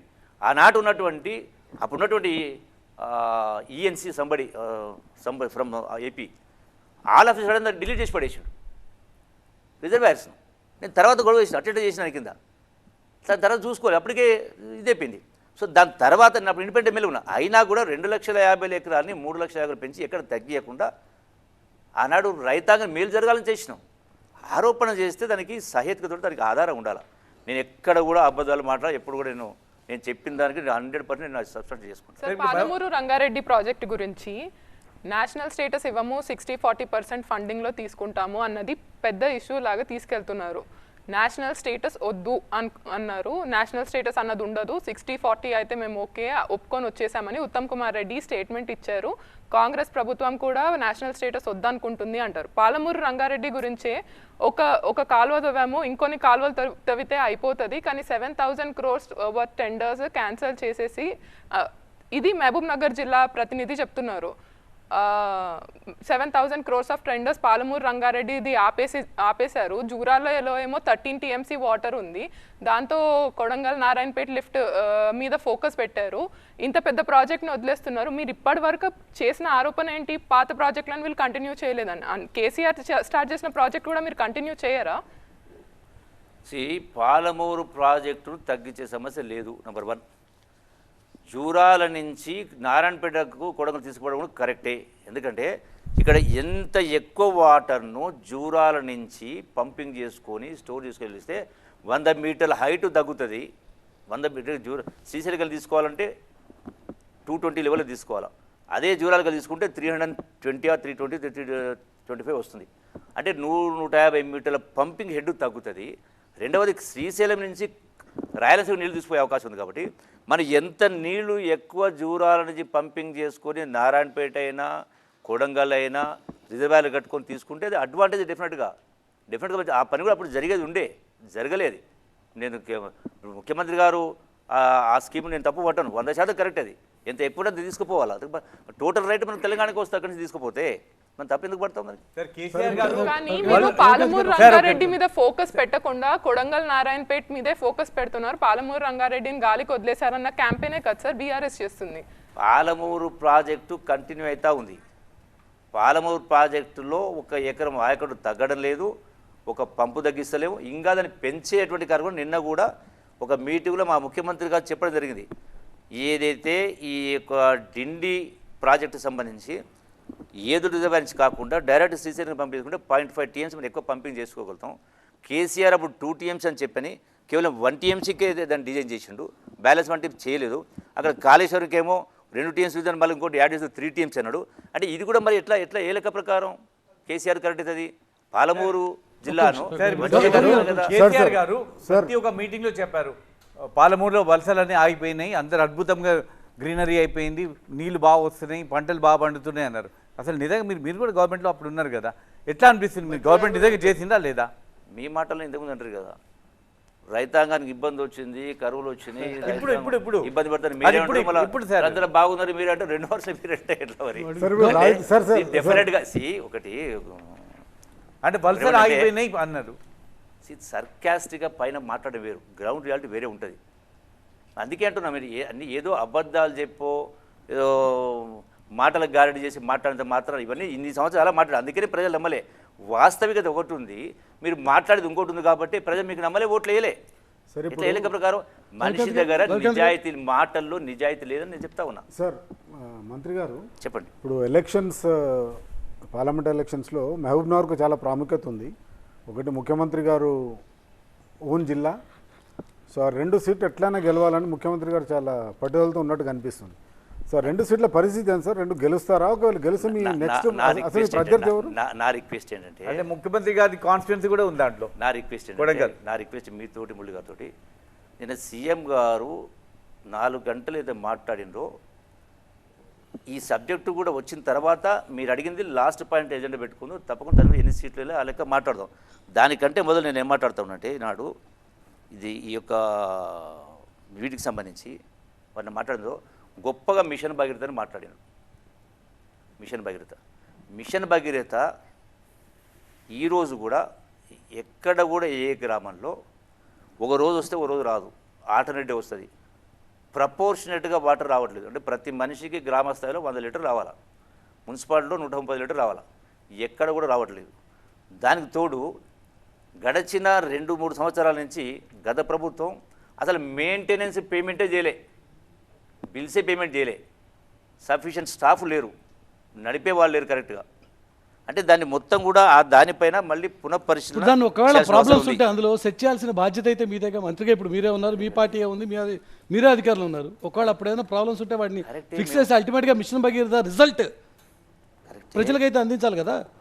కరెక్టే. మేము వచ్చి 4 మాసాలైంది, నెల 15 రోజుల నుంచి ఎలక్షన్ కోడే ఉంది, అఫీషియల్గా రివ్యూస్ పెట్టే పరిస్థితి లేదు. అంటే కేవలం 2 మాసాలకి కేసీఆర్ గారు పెట్టినటువంటి ఎఫర్ట్ అయితే మిషన్ భగీరథ పేరు మీద కేసీఆర్ గారు పెట్టినటువంటి ఎఫర్ట్ తప్పంటారా కరెక్ట్ అంటారా? ఏది కేసీఆర్ గారు ఇప్పుడు నీళ్ళు ఇవ్వాలనుకున్నారు, ప్రపోజ్డ్గా మీరు అన్నట్టు ప్రతి మనిషికి సగటున ఏదో 100 లీటర్లు ఇవ్వాలి అని చెప్పి ఆయన ఒక టార్గెట్ పెట్టుకున్నాడు. ఆ రకంగా పనిచేశాడు. కొంత సక్సెస్ అయిందా, కొంత ఫెయిల్ అయిందా అనేది ఒక డిబేటబుల్ ఇష్యూ. కానీ ఎఫర్ట్ అయితే కరెక్టేగా. మంచినీళ్ళ ఇష్యూకి సంబంధించి నేను స్కీమును తప్పుపట్టడం లేదు. సో డెఫినెట్గా లోపభూయిష్టంగా ఉంది, ఇష్టారాజ్యంగా అవినీతి అందులో కూడా జరిగింది, 100% అవినీతి జరిగింది. అంటే ఇన్ని చేస్తూ ఎగ్జిక్యూషన్ సరిగ్గా లేదంటారు. ఎగ్జిక్యూషన్ ఆఫ్ ద ప్రాజెక్ట్ సరిగ్గా లేదంటారు. లోపభూయిష్టంగా ఉంది, ప్రాపర్ లేదు. సార్ మీరు గెలుస్తారా లేదా చెప్పండి సార్. నాగర్ కర్నూలులో మీరు మంత్రి కొల్లాపూర్ మీ నియోజకవర్గం అక్కడ ఉంది. ఇంకొకటి సార్, ఇంకో మీ క్యాంపెయిన్ లో మీరు చెప్తున్నారు ముందు సోనియా గాంధీ కేసీఆర్ గారు చెప్పొచ్చారు. అది లాస్ట్ సబ్జెక్ట్ సార్, ఇది ఇంపార్టెంట్ సార్. ఇప్పుడు లోక్సభ ఎన్నికలు జరుగుతున్నాయి, మీరు చెప్తున్నారు క్యాంపెయిన్ లో సోనియా గాంధీ తెలంగాణ ఇచ్చింది కాబట్టి మనం ఓటేయాలని అడుగుతున్నారు. సమస్య ఏంటంటే సుధాకర్ రెడ్డి గారు ఇప్పుడు ఇష్యూ కేసీఆర్ గారు కాదు, పాయింట్ కు నేను చివరి సమాజం చెప్తా. నేనంటే కేసీఆర్ మాట్లాడుతూ దద్దమ్మలు, అసమర్థులు కాంగ్రెస్ నాయకులు మాట్లాడుతారు. నేనేమంటున్నా, ఎవరు దద్దమ్మలు, మీది సమర్థత ఎక్కడని చెప్తాను. ఇప్పుడు ఏ స్థాయిలో మీకు ప్రభుత్వాన్ని ఏ బట్టి అప్పగిస్తే ఇన్ని లక్షల కోట్ల ఆదాయము, ఇన్ని లక్షల కోట్ల అప్పు తెచ్చిన తర్వాత కూడా మీరు చెప్పినటువంటిది ఏ ఒక్కటి చేయకుండా ఇన్ని అవినీతి కార్యక్రమం చేస్తూ, ఇంత నిరంకుశంగా పరిపాలన చేస్తూ, ఇలా అమరవీరుల ఆకాంక్ష నెరవేర్చకుండా చేసిన మీరైతే రాసమర్థులు. 4 మాసాలలో కాకుండా మీరు చెప్పిన స్కీమ్లు కంటిన్యూ చేస్తూ, ఈనాడు చెప్పినటువంటి సోనియా గాంధీ గారు, రాహుల్ గాంధీ గారు, మా ముఖ్యమంత్రి రేవంత్ రెడ్డి గారు చెప్పినటువంటి 6 హామీలు 5 హామీలు మొదలుపెట్టినట్టు చేసినటువంటి మేము దద్దమ్మలమవుతామా? ఎట్లా అంటే మీ నోరు ఉంది కదని ఏది పడితే అది మాట్లాడేసి కేసీఆర్ అదే అంటున్నారు సార్, నోరుంది కదా అని ముఖ్యమంత్రి స్థాయి వ్యక్తి ఇష్టం వచ్చినట్టు తిడుతున్నారు నన్ను అని చెప్పి ఆయన ప్రతి మీటింగ్ లో కూడా అదే చెప్తున్నారు. ఇలా మాట్లాడొచ్చిన సీఎం అని. మీరు ఆయనతో కలిసి పనిచేశారు, ఇప్పుడు ఈయనతో పనిచేస్తున్నారు. ఒప్పుకుంటారా అలాంటి భాష? డెఫినెట్గా ఒక మాట. దీని శ్రీకారం చుట్టింది ఎవరు? కంటిన్యూ అవుతుందా సార్? ఈయన అన్నాడా? శ్రీకారం చుట్టింది ఎవరు అంటే మీరు ఇప్పుడు నేను ఒక మాట చెప్తున్నా. నేను ఒక్కటే మాట చెప్తున్నాను. 80,000 పుస్తకాలు చదివిన మీరే ఏం బీక్తావు వెంటనే మొదలు అన్నప్పుడు మరి అన్ని పుస్తకాలు చదివిన వాళ్ళు ఏం మాట్లాడాలా? దీనికి శ్రీకారం చుట్టి మీరు కదా, ఎట్లా తప్పడతారు? డెఫినెట్గా ఎవరు మాట్లాడినా ఆ భాషను నేను ఎవరిదైనా కేసీఆర్ అనుకోనా నేను సమర్థించా. కానీ దానికి శ్రీకారం మీరు చుట్టి మీరు మాట్లాడి మీరు ఒక విషయం ఇంకోటి మాట్లాడుతుంటే ఎట్లా కరెక్ట్ అవుతుంది? మంత్రి గారు ఒక్క కేసీఆర్ విషయం, ఒక్క కేసీఆర్ విషయం. భాష తప్పు అంటాం. ఇప్పుడు అట్లా మన కాదు. రేవంత్ రెడ్డి గారు కూడా అదే మాట్లాడుతున్నారు. నేను ఏమంటానండి, మీరు అని అనిపించుకుంటున్నారు. మీరు రేవంత్ రెడ్డికి చెప్పగలిగారా సార్ ఇలా మాట్లాడకండి కొంచెం నెగటివ్ అవుతుందని? మంత్రి గారు సమస్య ఏంటంటే అసలు ఆ లాంగ్వేజే వద్దని మాలాంటి వాళ్ళు అంటున్నారు. సో డిఫరెంట్ ఆ లాంగ్వేజ్ నాకు ఏ politician అడుగుతున్నా కూడా. మిమ్మల్ని. అంటే 86 ముఖ్యమంత్రి గారు, పుస్తకాలు కేసీఆర్ గారు కాదు, ఏ చదివిన politician కూడా ఆ లాంగ్వేజ్ ఆ మాట్లాడారు. లాంగ్వేజ్ మాకు కూడా ఇష్టం ఉండదు. మీరు నేర్పి మరి కదా, మీరు మీరు అని ఆయన ఇంకోటి మీద ఎందుకు ఇంకోటి పెడుతున్నారు? అనిపిస్తుంది మీరు కదా. ఎందుకు That you are మాట్లాడుతున్నారు? propagating. మీరు రెచ్చగొడతా ఉన్నారు. ఒకరు సేర్ అంటే ఇంకొకరు సభ సేర్ అంటారు. మీరు ఎందుకు తెచ్చిపోతున్నారు? మరి మీరు ఆ లాంగ్వేజ్ వాడద్దు మరి అనుకుంటున్నారు. ఇంకోటి అనిపించుకునేది ఎందుకు? ఓకే, కేసీఆర్ గారి దగ్గర పనిచేసినటువంటి మీరు కేసీఆర్ గురించి పదే పదే మాట్లాడాలని బాగా కోరుకుంటారు కాబట్టి ప్రజాస్వామ్యయుతంగా ఈ రోజున తెలంగాణ ప్రభుత్వం నడిచింది అన్నది కేసీఆర్ గారు చేస్తున్నటువంటి ఆర్గ్యుమెంటు. ఆయన కొంతమంది రాష్ట్ర అభివృద్ధి క్రమంలో చాలామంది వేరే పార్టీల నుంచి కూడా వచ్చి చేరిపారు. ఇది కూడా పార్ట్ ఆఫ్ డెమోక్రసీ అన్నది ఆ రోజు కేసీఆర్ గారు చెప్పినటువంటి మాట. పార్టీ ఫిరాయింపులు అనేటువంటి అంశాన్ని ఈ రోజు మీరు కూడా సమర్థించుకున్నారా? మీరు అదే పని చేయదలుచుకున్నారా? చెప్తా, మీరు ప్రజాస్వామ్యం గురించి మాట్లాడండి ఫస్ట్. ప్రజాస్వామ్యం గత ప్రభుత్వం ప్రజాస్వామ్య ప్రకారం పరిపాలన చెయ్యలేదు కాబట్టే, నియంత్రణతో పోకుండా పోయింది కాబట్టే, ఇష్టారాజ్యంగా ప్రవర్తించింది కాబట్టే మనిషిని మనిషినిగా చూడలే. ఎవరెందుకు ప్రతిపక్ష పార్టీ చూడలేదా? సిపిఎం వాళ్ళు పోయినా, సిపిఐ వాళ్ళైనా, ప్రతిపక్షం ఎవరు పోయినా, ఆఖరికి సంబంధిత సొంత మంత్రులు పోయినా నేను కూడా బాధితున్నే. ఎట్లా సార్ ఎక్స్ప్లెయిన్? నేను కూడా బాధితున్నే. చెప్తాను. ఇప్పుడు కేసీఆర్ గారు నేను పార్టీలో చేరకముందేమో ఆయన కార్లో కూర్చోబెట్టుకొని ఫామ్ హౌస్ మొత్తం తిప్పిండు. రైట్, ఫామ్ హౌస్ మొత్తం. పార్టీలో చేరిన తర్వాత నా వారం రోజులకే ఎదురు కూర్చుంటే మార్నింగ్ అవర్స్ చూసి నమస్కారం సార్ బాగున్నాడు అన్నాక 2 గంటలు పేపర్ చదువుకున్నాడు తప్ప పల్లెత మాట మాట్లాడాల. నా డిపార్ట్మెంట్కి సంబంధించి మీరు లేకుండానే రివ్యూస్ జరిగింది. ఫామ్ హౌస్ కాడికి పోతే మార్నింగ్ 11 o'clock 12 o'clock ఈ గొప్ప ఆయన మీరు ప్రజాస్వామ్యం కూడా అంటా ఉన్నా, ఎవరు Rajya Sabha MP Santosh Joginpally Santosh sorry sir అంటాడు. కళ్ళ నీళ్ళు వచ్చినాయి. బుద్ధి ఉంటే ఇంకొకసారి రావద్దని పిలిస్తే తప్ప నా డిమాండ్ ఉంటే ఏ రోజు పోలే. ఇలా మీరు ప్రజాస్వామ్యం గురించి మాట్లాడరు. నిన్న సీఎం గారు కేసీఆర్ గారు ఏమన్నారు? మొన్న అంబేద్కర్ స్టాచ్యూ దగ్గర ఓపెన్ చేయలేదు, అంబేద్కర్ జయంతి రోజు అంబేద్కర్ అవమానిస్తారా అని మాట్లాడారు. అంటే ఎంత అంటే మిమ్మల్ని మీరు వాస్తవం కాదంటారు అది? కాదు జూపల్ గారు, వాస్తవం కాదంటారా? రాష్ట్ర మంత్రిగా మీరే సమాధానం చెప్పాలి. అంబేద్కర్ జయంతి రోజున రాష్ట్రంలో అతిపెద్ద విగ్రహం ఈరోజు కనీసం ఆ రోజు ఓపెన్ చేయనటువంటి పరిస్థితి నిజం కాదా ఇది? క్వశ్చను అంబేద్కరు అందరి మనసులో ఉంటాడు. 1 పాయింట్. అంబేద్కర్ గురించి కేసీఆర్ మాట్లాడితే ఈ నవ్విపోదురు గారుగా నాకేంటన్నట్టుగా మీరు 10 సంవత్సరాలు ఏ ఒక్క రోజు అంబేద్కర్ జయంతికి పూలమాల వేలే. అంబేద్కర్ గురించి రాజ్యాంగం గురించి మీరు మాట్లాడతారు. ఒక మాట అంబేద్కర్ గారిని గౌరవించినట్టు మీరు మాట్లాడుతున్నారు. అంబేద్కర్ పార్లమెంట్లో రాజ్యసభ ఎందుకు పెట్టిండు అంటే లోక్సభలో చట్టం బిల్లు పాస్ అయినప్పుడు దానిలో లోపభూయిష్టంగా ఉంటే నిష్ణాతులు పెట్టి రాజ్యసభలో ఎక్స్పర్ట్స్ అంటే రాజ్యసభలో నిష్ణాతుల్ని పరిజ్ఞానం ఉన్నవాళ్ళను ఆయా సబ్జెక్టులో వాళ్ళని పెడితే అటువంటి వాళ్ళ కోసం సభ పెట్టిండు. మళ్ళీ అంత గొప్పగా నీవు గౌరవించుతోడవు నీకు రోజు పెగ్గులు పోసేటువంటి సంతోష్రావుకు రాజ్యసభ మెంబర్ ఎట్లా ఇచ్చిన నువ్వు అంబేద్కర్ గౌరవించుట అవమానించుట? అంటే మిమ్మల్ని ఫామ్ హౌస్లోకి సంతోష్ అలౌ చేయలేదు కాబట్టి వ్యక్తిగతంగా ఇప్పుడు సంతోషం తిట్టదలుచుకున్నారా? క్వశ్చను నాకు ఎవరితో వ్యక్తిగత లేదండి. క్వశ్చన్ ద సిస్టమ్ చెప్తున్నా. అంటే ఇంత మొదలే చెప్పిన అమరవీరుల ఆకాంక్ష ఏ స్థాయిలో పరిపాలన కోరుకున్నారు, మీరు చేస్తున్నది ఏంది, మీరు చేసింది ఏంది? నేను సూటిగా అడుగుతున్నా. అందుకే నీకు నేను ఇంకో విషయం చెప్తా. ఈ రోజున మీరు అదే క్యాబినెట్ ఉన్నారు కదా అన్నారు. మొట్టమొదటి కలెక్టర్ కాన్ఫరెన్స్లో కేసీఆర్ గారి కలెక్టర్ కాన్ఫరెన్స్లో నేను అప్పుడు ఇండస్ట్రీ మినిస్టర్గా నా టర్న్ వచ్చినప్పుడు నేను కలెక్టర్ని రిక్వెస్ట్ చేస్తూ I request all the collectors kindly spend your CSR fund for education promotion only. మీకు వస్తున్నటువంటి సిఎస్ఆర్ ఫండ్స్ ఏవైతే ఉంటాయో ఆ ఫండ్స్ని విద్య కోసం ఖర్చు పెట్టని చెప్పి ఎట్లా పెట్టాలో కూడా చెప్పిన. ఎందుకంటే గతంలో నేను ఒక ఫౌండేషన్ మా తల్లిదండ్రుల ఫౌండేషన్ ఒకటి పెట్టిన, పొద్దున్నే పిల్లలు 7 గంటలకు రప్పియండి. ఎందుకంటే గ్రామీణ వాతావరణంలో పిల్లలకు చదువుకునేటువంటి వాతావరణం ఉండదు ఇంట్లో కాడ. ఎందుకంటే వాళ్ళు పొద్దున్నే 12 చెప్తారు, వాళ్ళ అప్పుల పంచాయతీ అని ఉంటుంది, ఆల్మగల పంచాయతీ అని ఉంటుంది, వ్యసనాలు తాగుడు పంచాయతీ అని ఉంటుంది, టీవీ అని ఉంటుంది, ఉండే పరిస్థితి ఉండదు. కాబట్టి పొద్దున్నే 7 గంటలకు రప్పియండి, సాయంకాలం 7 వరకు వాళ్ళు రీటైన్ చేయండి స్కూల్లో. ఈ 3 గంటలు 7 నుంచి 10 వరకు గవర్నమెంట్ టీచర్స్ ఉండరు, సాయంకాలం 4 నుంచి 7 వరకు ఉండరు. గ్రామాల్లో ఉన్నటువంటి నిరుద్యోగ యువకులను హైర్ చేసుకుని వాళ్లకు ఎంతో కొంత నెలకు 10,000 20,000 ఎంతో కొంత ఇచ్చి ఈ 3 గంటలు వాళ్ళు ఎంగేజ్ చేస్తే అప్పుడు వాళ్ళకు హోంవర్క్ చేసుకుంటారు, నేర్పాల్సిన నేర్చుకుంటారు. సాయంకాలం 4 గంటలకు వాళ్ళకు ఆటపాటలు నేర్పిస్తారు, ఈవినింగ్ 7 వరకు. ఎందుకంటే ఎట్లాగో కరెంట్ ఉంది కాబట్టి ప్రాబ్లం లేదు. 7 గంటల వరకు ఉంటే వాళ్ళు ఇంటికి పోయినాక చదవకపోయినా కూడా ప్రతి స్కూల్ కూడా ఒక గురుకులగా కన్వర్ట్ అయిపోతుంది. మనకు ఆల్రెడీ బిల్డింగ్స్ ఉన్నవి, తక్కువ ఖర్చుతోటి ఎక్కువ విద్యార్థులకు వస్తుంది. పొద్దున్నే వాళ్ళకు ఉన్నది కలియో గంజో దాగొస్తారు అన్న. ఇమ్మీడియట్గా కేసీఆర్ రియాక్ట్ అయ్యి ఏమంటే అట్లా మాట్లాడతారు, కలియో గంజ అంటారు ఏంది అని. తప్ప అది పూతపదమా?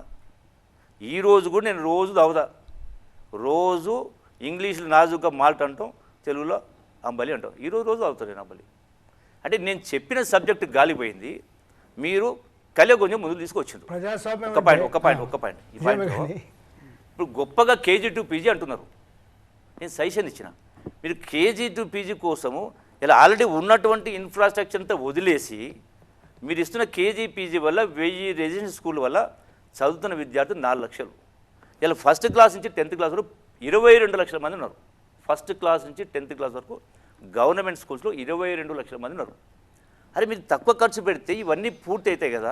క్యాబినెట్ లో మీరు చెప్పినటువంటి మాటలు కూడా కేసీఆర్ గారు పట్టించుకున్న పాపన పోలేదు. అదే అడుగుతున్నా జుపల్ గారు, క్యాబినెట్ లో మీరు మంత్రిగా ఉన్న సందర్భంలో మీరు రైజ్ చేసినటువంటి ఏ ఒక్క పాయింట్ కూడా కేసీఆర్ గారు పరిగణలో తీసుకోలేదా? అదే అప్పటి నుంచి మీకు మనసులో కోపం ఉందా? ఇంకొక ప్రశ్న మన ఇంత గొప్పగా రాష్ట్రాన్ని తెచ్చుకొని ఆ స్థాయిలో పరిపాలన ఉండాలని ఇలా పేదవాళ్ళు, నేను గ్రామాలు చూస్తున్నా, ఒక్కొక్క గ్రామం నుంచి 100 మంది 20,000, 30,000, 50,000, ₹1,00,000 ప్రైవేటు కార్పొరేట్ స్కూల్లో పంపిస్తూ ఉన్నారు. ప్రైవేటులో అంటే ఒక్కొక్క గ్రామం నుంచి ₹1 కోటి ఖర్చు అవుతుంది. లెక్కలు కూడా వేసిన కొన్ని గ్రామాల్లో. అంటే ఎందుకు అప్పుల పాలు అవుతా ఉన్నారు వాళ్ళు? ఇవన్నీ కాదు. ఇప్పుడు ప్రజాస్వామ్యం అంటే సింపుల్గా మీరు కేసీఆర్ కలవడము కలవకపోవడం, ఆయన వినడం వినకపోవడం దాకా దిగజార్చినారు. ఎట్లా ప్రజాస్వామ్యం అంటే కేసీఆర్ కలవడం కలవకపోవడమేనా? ఆయన కలిస్తే కలుస్తాడు, కలవకపోతే కలవపోతాడు. డెమోక్రసీ అనే దాన్ని ఎక్కడి దాకా తెచ్చినారంటే మీరు కేసీఆర్ కలవడము కలవకపోవడం, ఇదే డెమోక్రసీయా? క్వశ్చన్ అదే నిజానికి కాదు. క్వశ్చన్ మీకు ఇన్ని లెక్కలు చెప్పింది. లెక్కలు అంటే ప్రజాస్వామ్యానికి ఆయన చుట్టూ తిరగడం అనేది ప్రజాస్వామ్యం అయితే కాదండి. కలవడం కలవకపోవడం కాదు, మరి ఇంకా కలవడం కలవకపోవడం కాదు. మీకు లెక్కలతో సహా చెప్తున్నాయి.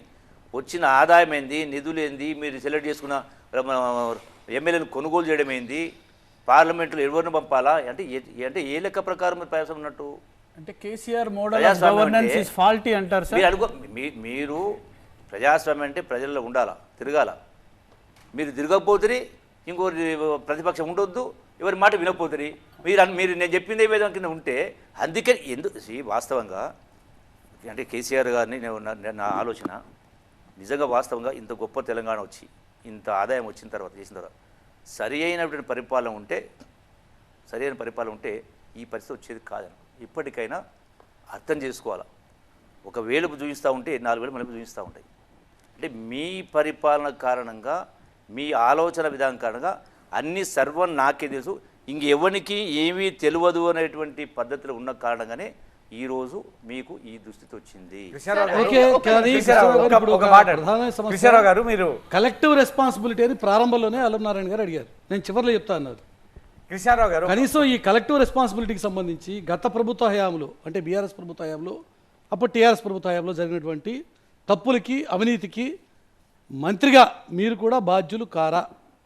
కాదు. ఎందుకు కాదు? కేబినెట్ అంటే కలెక్టివ్ రెస్పాన్సిబిలిటీ, మీరు కూడా అందులో భాగస్వామి. వినండి, వీళ్ళు క్యాబినెట్ నిర్ణయానికి బాధ్యులమవుతాం. క్యాబినెట్ నిర్ణయం కాకుండా మంత్రులు తీసుకున్న నిర్ణయానికి మేము ఎట్లా బాధ్యులమవుతాం? ఇంకో మంత్రి తీసుకునేదానికి మీరు చెప్తే టెండర్లు పిలిచింది మాకెట్లా సంబంధం ఉంటుంది అది? కానీ ఇండివిజువల్ కాదు కదా, అది individual కాదు కదా, మీరు మంత్రి క్యాబినెట్ కదా. అప్రూవలే కదా అన్ని. క్యాబినెట్ డెసిషన్ లేకుండా తీసుకోరు కదా అవన్నీ. ఆఖరికి క్యాబినెట్ ఆమోదం అయితే ఉంటుంది కదా. ప్రాజెక్ట్ అప్రూవల్ క్యాబినెట్ ఇస్తుందండి. అంతే కదా. ప్రాజెక్ట్ ఎగ్జిక్యూషన్ అనేది సంబంధిత మంత్రి చేస్తాడు, సంబంధిత మంత్రి జీవోలు ఇస్తారు, సంబంధిత మంత్రి టెండర్లు పిలుస్తారు. సార్ సార్ మీరు ముగ్గురు ముఖ్యమంత్రుల దగ్గర పనిచేశారు గతంలో. మీరు డాక్టర్ వైఎస్ రాజశేఖర రెడ్డి దగ్గర పనిచేశారు, తర్వాత కిరణ్ కుమార్ రెడ్డి గారి దగ్గర పనిచేశారు, కేసీఆర్ గారి దగ్గర పనిచేశారు, ఇప్పుడు రేవంత్ రెడ్డి గారి దగ్గర ఉన్నారు. How do you compare Revanth Reddy గారికి ఈ పాత ముఖ్యమంత్రికి తేడాలేంటి, పోలికలేంటి, వాళ్ళలో వాళ్ళ ఛాయలు ఏమైనా కనిపిస్తున్నాయా? ఇప్పుడు మార్పు కనబడుతుందా ఇప్పుడు ముఖ్యమంత్రిలో? ఇప్పుడు నాకు కనపడేది అందరు కనపడుతుంది కదా. మాకే మీకు కనిపించదు సార్. మమ్మల్ని మీకు కనిపించదు. గవర్నమెంట్లో మీకు ప్లీజ్ తెలియాలి. Tell sir. మొత్తం ప్రజలు కనపడతా ఉంది. ఇప్పుడు ఒక లక్ష్యంతో ఈ ప్రభుత్వం చేసినటువంటి అరాచకాలు కావచ్చు, అవినీతి కావచ్చు, కుటుంబ పాలన కావచ్చు, వ్యవహారం కావచ్చు, అన్ని కారణంగా ప్రజలను సంఘటితం చేసిండు. అవేకన్ కావచ్చు, అవేర్నెస్ తీసిన కారణంగా ఇలా ఆ ప్రభుత్వం దింపడం జరిగింది. ఈ రోజున ఆ ప్రభుత్వం తెచ్చిన మంచి స్కీములు ఏమున్నా వాటిని కంటిన్యూ చేస్తూ ఏ ఒక్కటి ఆపకుండా అదనంగా చెప్పినటువంటి అమలు చేసే కార్యక్రమం చేస్తాను. Already just 4 months 1.5 month already దీనిలో ఇదే TV9 స్టూడియోలో కేసీఆర్ మొన్న అన్నారు, మాతో 25 MLAs టచ్ లో ఉన్నారు అన్నారు. వాళ్ళు మీరు గేట్లు ఓపెన్ చేశారు, వాళ్ళు గేట్లు ఓపెన్ చేశారు. ఈ ఒక్కరి దాంట్లో మార్పు అయితే రాదా? ఇప్పుడు గేట్లు ఓపెన్ చేసి కేసీఆర్ మాతో టచ్ ఉండి మాట్లాడవచ్చు, ఎవరితో టచ్ ఉండదు, సమయం నిర్ధారిస్తుంది. అంత దూరం ఎందుకు? అసలు ఎవరితో ఉండాలా? ప్రజలు ఉండాలా. మీరు ఎవరితో టచ్ ఉండి ప్రజలు ఉంటే, ప్రజలు ఎవరితో సంబంధాలు ఉంటే, ప్రజలు ఎవరి వైపు ఉంటే వాళ్ళే నాయకులందరూ అవే ప్రభుత్వాలు వస్తాయి. ఇక వ్యక్తుల గురించి ఎందుకు?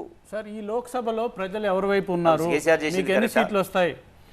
మీరు కొనుగోలు కూడా అదే చేస్తారు. సార్, ఈ లోక్సభ ఎన్నికల్లో ప్రజలు ఎవరి వైపు ఉన్నారు, మీకు ఎన్ని సీట్లు వస్తాయి, మీరు నాగర్ కర్నూలు గెలుస్తున్నారా లేదా, మీరు సోనియా గాంధీ తెలంగాణ ఇచ్చిందన్న కారణంతోనే ఓటు అడుగుతున్నారు. మీరు ఎక్కువ మీ క్యాంపెయిన్ మేము చూస్తే సోనియా గాంధీ తెలంగాణ ఇచ్చింది కాబట్టి మనం ఓటు వేయాలి, ఆల్రెడీ మొన్న వేశారు కదా, మళ్ళీ అదే ప్రాతిపదికన మీరు ఓటు అడుగుతున్నారు. చెప్తానికి చెప్పండి. చెప్తాను. ఇప్పుడు ముఖ్యమంత్రి గారు చాలా ఫోకస్ పెట్టారు మహబూబ్నగర్ పైన.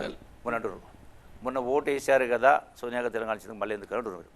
నేనేమంటున్నా, ఈ రోజు ఉన్నటువంటి జాతీయ స్థాయిలో బీజేపీ పరిపాలన కావచ్చు, మతాల మధ్యలో, కులాల మధ్యలో వ్యవహారంగా అంటే వాతావరణం చెడిపోయే విధంగా జరిగే కారణం.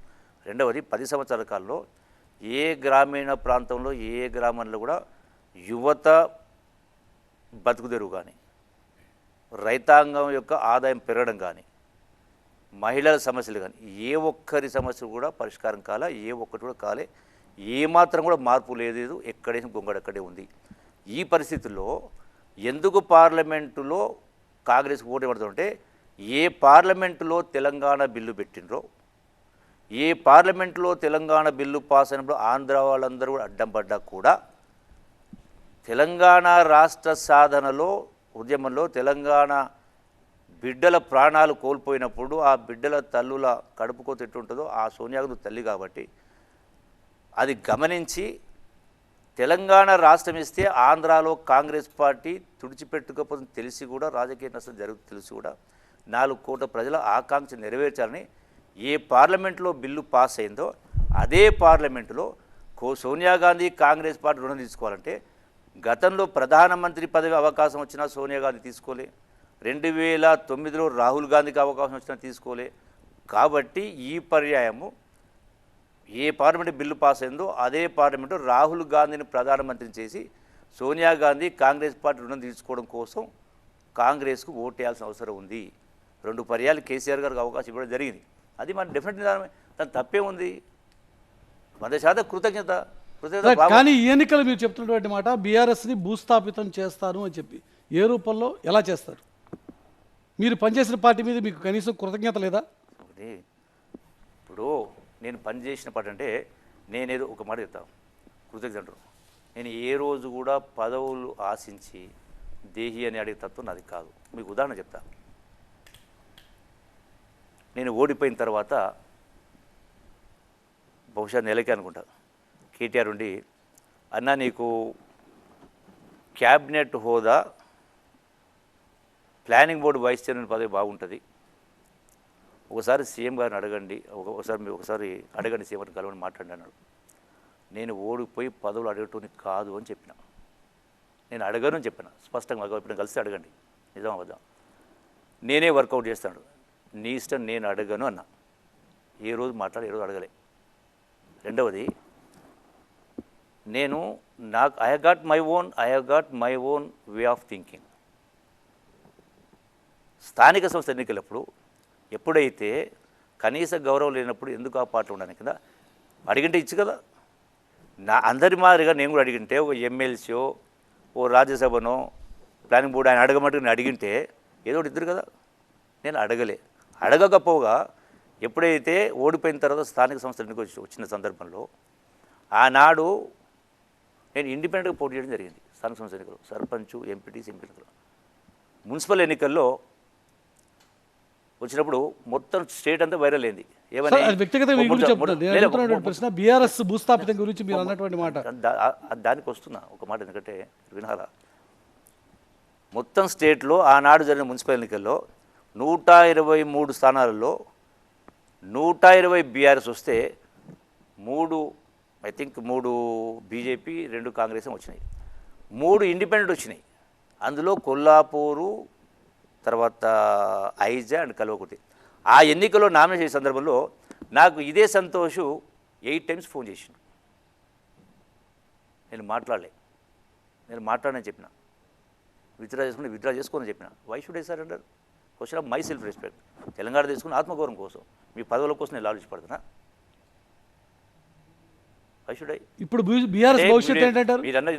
ఇప్పుడు సరే వ్యక్తిగతంగా మీ విషయం చెప్తున్నారు, మీ ఆత్మగౌరవం గురించి చెప్తున్నారు. కానీ నేను అడుగుతున్న ప్రశ్న బీఆర్ఎస్ గురించి, ఇప్పుడు బీఆర్ఎస్ భవిష్యత్తు గురించి. మీరు ఒక మాట అన్నారు కాబట్టి టీఆర్ఎస్ పార్టీలో ఉన్నారు కదా మీకు బాధ్యత. అంటే టీఆర్ఎస్ పార్టీలో ఏ రోజు కూడా నేను నా పద్ధతి ప్రకారం ఉన్న తప్ప వారు ఒకరు అడుక్కోవడమో లేకపోతే అటువంటి కాదు నుంచి కాదు చేయలే కూడా. ఇప్పుడు అన్నారు మీరు అడగండి. బీఆర్ఎస్ భవిష్యత్తు ఏంటంటారు? బీఆర్ఎస్ భూస్థాపితం చేస్తారన్నారు. నిజంగా తెలంగాణ రాష్ట్రం తీసుకురావడంలో కీలక భూమిక పోషించిన బీఆర్ఎస్ను భూస్థాపితం చేయడం ఆల్రెడీ అయ్యింది. స్పేస్ లేదంటారా భవిష్యత్తు? మీకు జరిగి డెఫినెట్గా లేదు, డెఫినెట్గా రేపు ఉండదు కూడా. రేపు ఎన్నికల తర్వాత ఇంతకుముందు మీరు అడిగిన ఎన్ని స్థానాలు వస్తుంది, డెఫినెట్గా 12 నుంచి 13, 14 స్థానాలు కాంగ్రెస్కి వస్తే బీఆర్ఎస్కు 1 వస్తుందా రాదో I got my vote doubt. వస్తే 1 రావచ్చు. అంటే బీఆర్ఎస్ కంటే 1, 2 బీజేపీకి వస్తే రావచ్చు. నేను చేయడం కాదు, మేము స్థాపించడం కాదు, ప్రజలే చేస్తున్నారు. ఎందుకంటే మీ 10 కానీ మహబూబ్ నగర్లో ఎంపీ స్థానంలో కాంగ్రెస్ పార్టీ కనుక ఓడిపోతే ముఖ్యమంత్రిగా రేవంత్ రెడ్డి భవిష్యత్తు ప్రశ్నార్థకం అవుతుంది అనేటువంటి చర్చ నడుస్తుంది. నిజమా కదా? క్వశ్చనే రాదు. మహబూబ్నగర్ జిల్లాలో 2 పార్లమెంటు, 2 బీఆర్ఎస్ పార్టీ. రవికాంత్ గారికి చాలా ప్రశ్నలు అడిగారు వీటికి సంబంధించి. దీని సరే, ఇప్పుడు మహబూబ్ నగర్ జిల్లాకు సంబంధించి ముఖ్యమంత్రి గారి జిల్లా, ఇప్పుడు మురళి అన్నట్టు ఆ సీట్ గెలవడం ముఖ్యమంత్రి గారికి చాలా ఇంపార్టెంట్. అట్లాగే నాగర్ కర్నూలు, ఆ రెండింటిలో గెలవకపోతే ముఖ్యమంత్రి గారి మీద విత్ ఇన్ ద పార్టీ ఉన్న ప్రెషర్ పెరిగే అవకాశం ఉందా?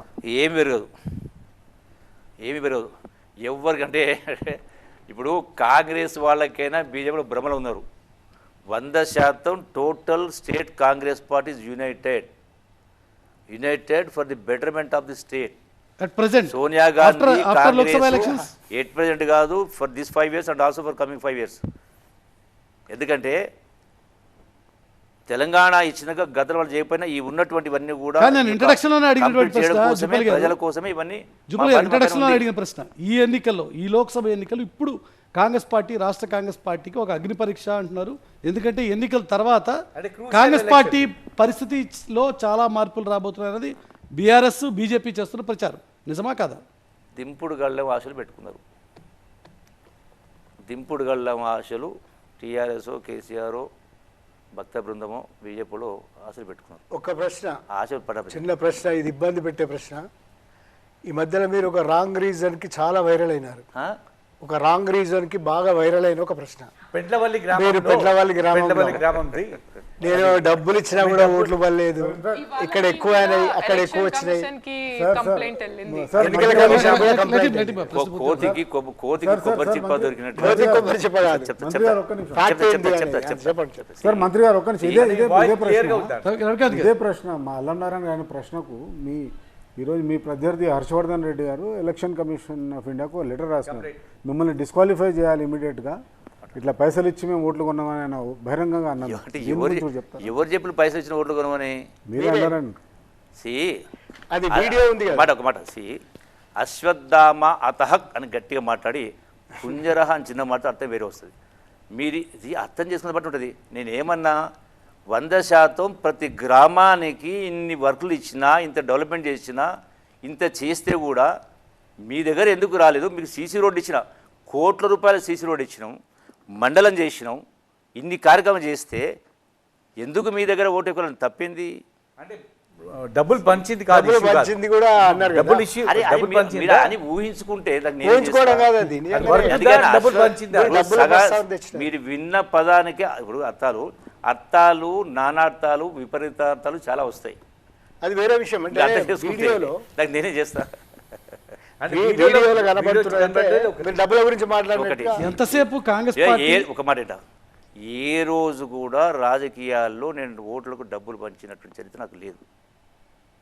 డబ్బులు పంపించా కూడా ఇట్ ఈస్ గెలిచి not exaggeration. Honestly I'm telling, ఏ రోజు కూడా. ఎందుకంటే నేను అట్లా అనుకుంటే నేను ఏ పార్టీ ఉన్నా గెలిచిన, టికెట్ రాకపోయినా గెలిచిన, ఓకే, వచ్చినా కొల్లాపూర్లో గెలిచిన. మీకు అది నేను ఉంది ఎప్పుడు కూడా కావచ్చు అందుకే కానీ. ఒక మాట చెప్తా నారాయణ గారు, ఒక మాట చెప్తాను. ఏ రోజు కూడా నా గడిచిన 23 సంవత్సరాల రాజకీయ జీవితంలో ఏ ఒక్క రోజు కూడా నేను ఏ వేదికపై నుంచి ఏ ఒక్క హామీ ఇవ్వలే. నేను హామీ ఇవ్వను అని చెప్పిన. హామీ ఇవ్వను, నేను ఇచ్చే హామీ ఒకటే, నిజాయితీగా పనిచేస్తా, కష్టపడి పనిచేస్తా అని చెప్పిన. అందుకే ఏ రోజు కూడా ఏ గ్రామంలో ఇప్పటికి కూడా నన్ను ప్రశ్నించరు. నా మెజారిటీ నెంబర్ ఆఫ్ టైమ్స్ పెరిగే కొద్దీ 7వసారి మనం పోటీ చేసిన, పెరిగే కొద్దీ నా మెజారిటీ పెరుగుతుంది తప్ప నా మెజారిటీ తగ్గలే. సార్ ఈ పార్లమెంట్ ఎలక్షన్ లో ఎంత ఖర్చు అవుతుందో, లోక్సభ ఎన్నికలకు ఈ సంబంధించి లోక్సభ ఎలక్షన్ లో ఎంత ఖర్చు అవుతుండొచ్చు సార్ ఒక క్యాండిడేట్ కి? సీరియస్ క్యాండిడేట్ ఎంత ఖర్చు డబ్బులు అవుతుంది? పంచాలంటే మీరు ఎంత ఖర్చు పెట్టినట్టు వాడు చూసుకొని తెలుస్తుంది. నేను లోక్సభ కాంటెస్ట్ చేసిన ఇన్వాల్వ్ ఉన్నారు కదా సార్. ఏ రోజు కూడా Campaign లో. ఏ రోజు కూడా ఓట్లకు డబ్బులు పంచి- ఓకే, ఈ లోక్సభ ఎన్నికలకు సంబంధించిన విషయాలు మాట్లాడదాం. ఈ లోక్సభ ఎన్నికలకు సంబంధించి ఇప్పుడు జరుగుతున్నటువంటి చర్చ అంతా కూడా కేవలం బీఆర్ఎస్ పార్టీని టార్గెట్ చేయడం, బీఆర్ఎస్ పార్టీ మీద బురజలడం, అప్పుడు ప్రభుత్వ హయాంలో ఫోన్ ట్యాపింగ్ చేశారు, అప్పుడు ప్రభుత్వ హయాంలో అది చేశారు, ఇది మాత్రమే కాంగ్రెస్ పార్టీ చెప్పుకోదలుచుకుందా ఈ ఎన్నికల్లో? ఇప్పుడు ఒక మాట ఇప్పుడు మురళి గారు, బురద జల్లడం అంటే ప్రజలు అంత అమాయకుల, అంటే బురద జల్లి అంటే తప్పుడు ప్రచారాలు చేస్తే ప్రభుత్వాలు పడిపోతాయా? అంటే ప్రజలు అంత అమాయకుల? బీఆర్ఎస్ ప్రభుత్వాన్ని కాదనుకున్నారు, ఒకటి కాదు కాదు కాదు కృష్ణ గారు, ఇప్పుడు బీఆర్ఎస్ ప్రభుత్వాన్ని కాదనుకున్నారు, కాంగ్రెస్ పార్టీని అధికారంలో తీసుకొచ్చారు. ఇప్పుడు లోక్సభ ఎన్నికలకు సంబంధించి మీరు బీఆర్ఎస్ మీద ఆరోపణలు చేస్తూ కూర్చుంటే మీకు వచ్చే లాభం ఏంటి? మేమెందుకు ఆరోపణ చేస్తున్నామండి? మీరు చేస్తున్న కార్యక్రమాలన్నీ అవే కదా అన్నది. ఇప్పుడు నిన్న రోజు కేసీఆర్ మీరు ఆరోపణలు ఎట్టారు? ఫోన్ ట్యాపింగ్లు అదొక మీరు ఆరోపణలు ఎట్టారు? అదొక రొటీన్ ప్రాసెస్. అది అరే ఉన్న వాస్తవాలు చెప్తున్నాం, ఆరోపణలు ఎందుకంటారు మీరు? వాస్తవాలు చెప్తా ఉన్నాం. ఫోన్ ట్యాపింగ్ అనేది ఒక రొటీన్ ప్రాసెస్. ఇది కేసీఆర్ గారి ఆర్గ్యుమెంట్. సార్ ఇది అంతకంటే దిగజారుతనం మీరేమో దాని మీద చాలా పెద్ద కేసులు పెడుతున్నారు. అంతకంటే దిగజారుతనం ఉండదు. ఫోన్ ట్యాపింగ్ అనేది ఎప్పుడే కానీ జాతీయ స్థాయి, అంటే జాతికి ముప్పు, దేశానికి ముప్పు, దొంగలు ఇంకోడు క్రిమినల్స్ ఉంటే అటువంటి చరిత్ర ఉన్నటువంటి అధికారికంగా పర్మిషన్ తీసుకొని, కోర్టు పర్మిషన్ తీసుకొని, గవర్నమెంట్ పర్మిషన్ తీసుకొని చేస్తారు. అంటే కేవలం రాజకీయం కోసం ఫోన్ ట్యాపింగ్ చేసి ఇష్టారాజ్యం ప్రజలు ఇంత అసలు ఎందుకు వచ్చింది గతి మీకు? ఎందుకు ఆ స్థాయిలో దిగజారి ఆలోచన చేసినారు? ఏం కర్మ మీకు? ఇంత గొప్ప పరిపాలన చేస్తే ఇవన్నీ చాలా ఈ లంగబుద్ధులు లంగలు చేయాల్సిన అవసరం ఎందుకు వచ్చింది? గతంలో ఎప్పుడు ఇటువంటి ఆరోపణలు ఎందుకు రాలేదు ఈ రాష్ట్రంలో? మీకంటే ముందు కాంగ్రెస్ గవర్నమెంట్ లేదా, తెలుగు గవర్నమెంట్ లేదా? ఎప్పుడు వాళ్ళ మీద వచ్చింది? ఆరోపణ వచ్చింది కదా. అప్పుడు కిరణ్ కుమార్ రెడ్డి ఉన్న Telangana Congress leaders the phone tap చేస్తున్నారని తెలంగాణ కాంగ్రెస్ లీడర్లు చెప్పారు కిరణ్ కుమార్ రెడ్డి మీద. కిరణ్ కుమార్ రెడ్డి అసలు దాని పెద్ద చరిత్ర ట్యాపింగ్ మన్మోహన్ తెలంగాణ రాష్ట్రం వచ్చి గొప్ప పరిపాలన నిజంగా మీరు చేసినట్టయితే, ప్రజల మనసులో చూరుకున్నట్టయితే, ఇటువంటి బుద్ధి లేని పనులు తిక్కపలు ఎందుకు చేయాల్సి వచ్చింది? ఆ స్థాయికి ఎందుకు దిగాల్సి వచ్చింది? ఎందుకు ఆ నైతిక విలువలు? సో అల్టిమేట్గా ఈ ఫోన్ ట్యాపింగ్ వ్యవహారంలో ఎవరు ఫిక్స్ అయ్యే ఆస్కారం ఉన్నారు? ఎవరుంటే వాళ్ళు ఫిక్స్ అవుతారు. అల్టిమేట్గా కేసీఆర్ని ఫిక్స్ చేయడం మీ ఎవరు- ప్రభుత్వ లక్ష్యమా, కాంగ్రెస్ ప్రభుత్వ లక్ష్యమా? ఫిక్స్డ్ ఎందుకు ఉంటుందండి? వాస్తవంగా ప్రతిదానికి ఆధారం ఉండాలి. కోర్టులు లేవా? మీడియా ట్రయల్ ఎక్కువ కోర్టులు జరుగుతుంది. గుడ్లు తీర్పిస్తాయా? రూపల్లి గారు ఒక ఓటులు ప్రశ్న గుడ్లు తీపిస్తాయా? సోషల్ ఇందాక మీడియా మీరు చెప్తూ జరుగుతున్నాయి. బీఆర్ఎస్ కి ఒక సీట్ వస్తుంది, దానికన్నా 1-2 సీట్లు బీజేపీకి బిఆర్ ఒకటి వస్తే రావచ్చు అన్న వస్తుండొచ్చు. వస్తుందండి.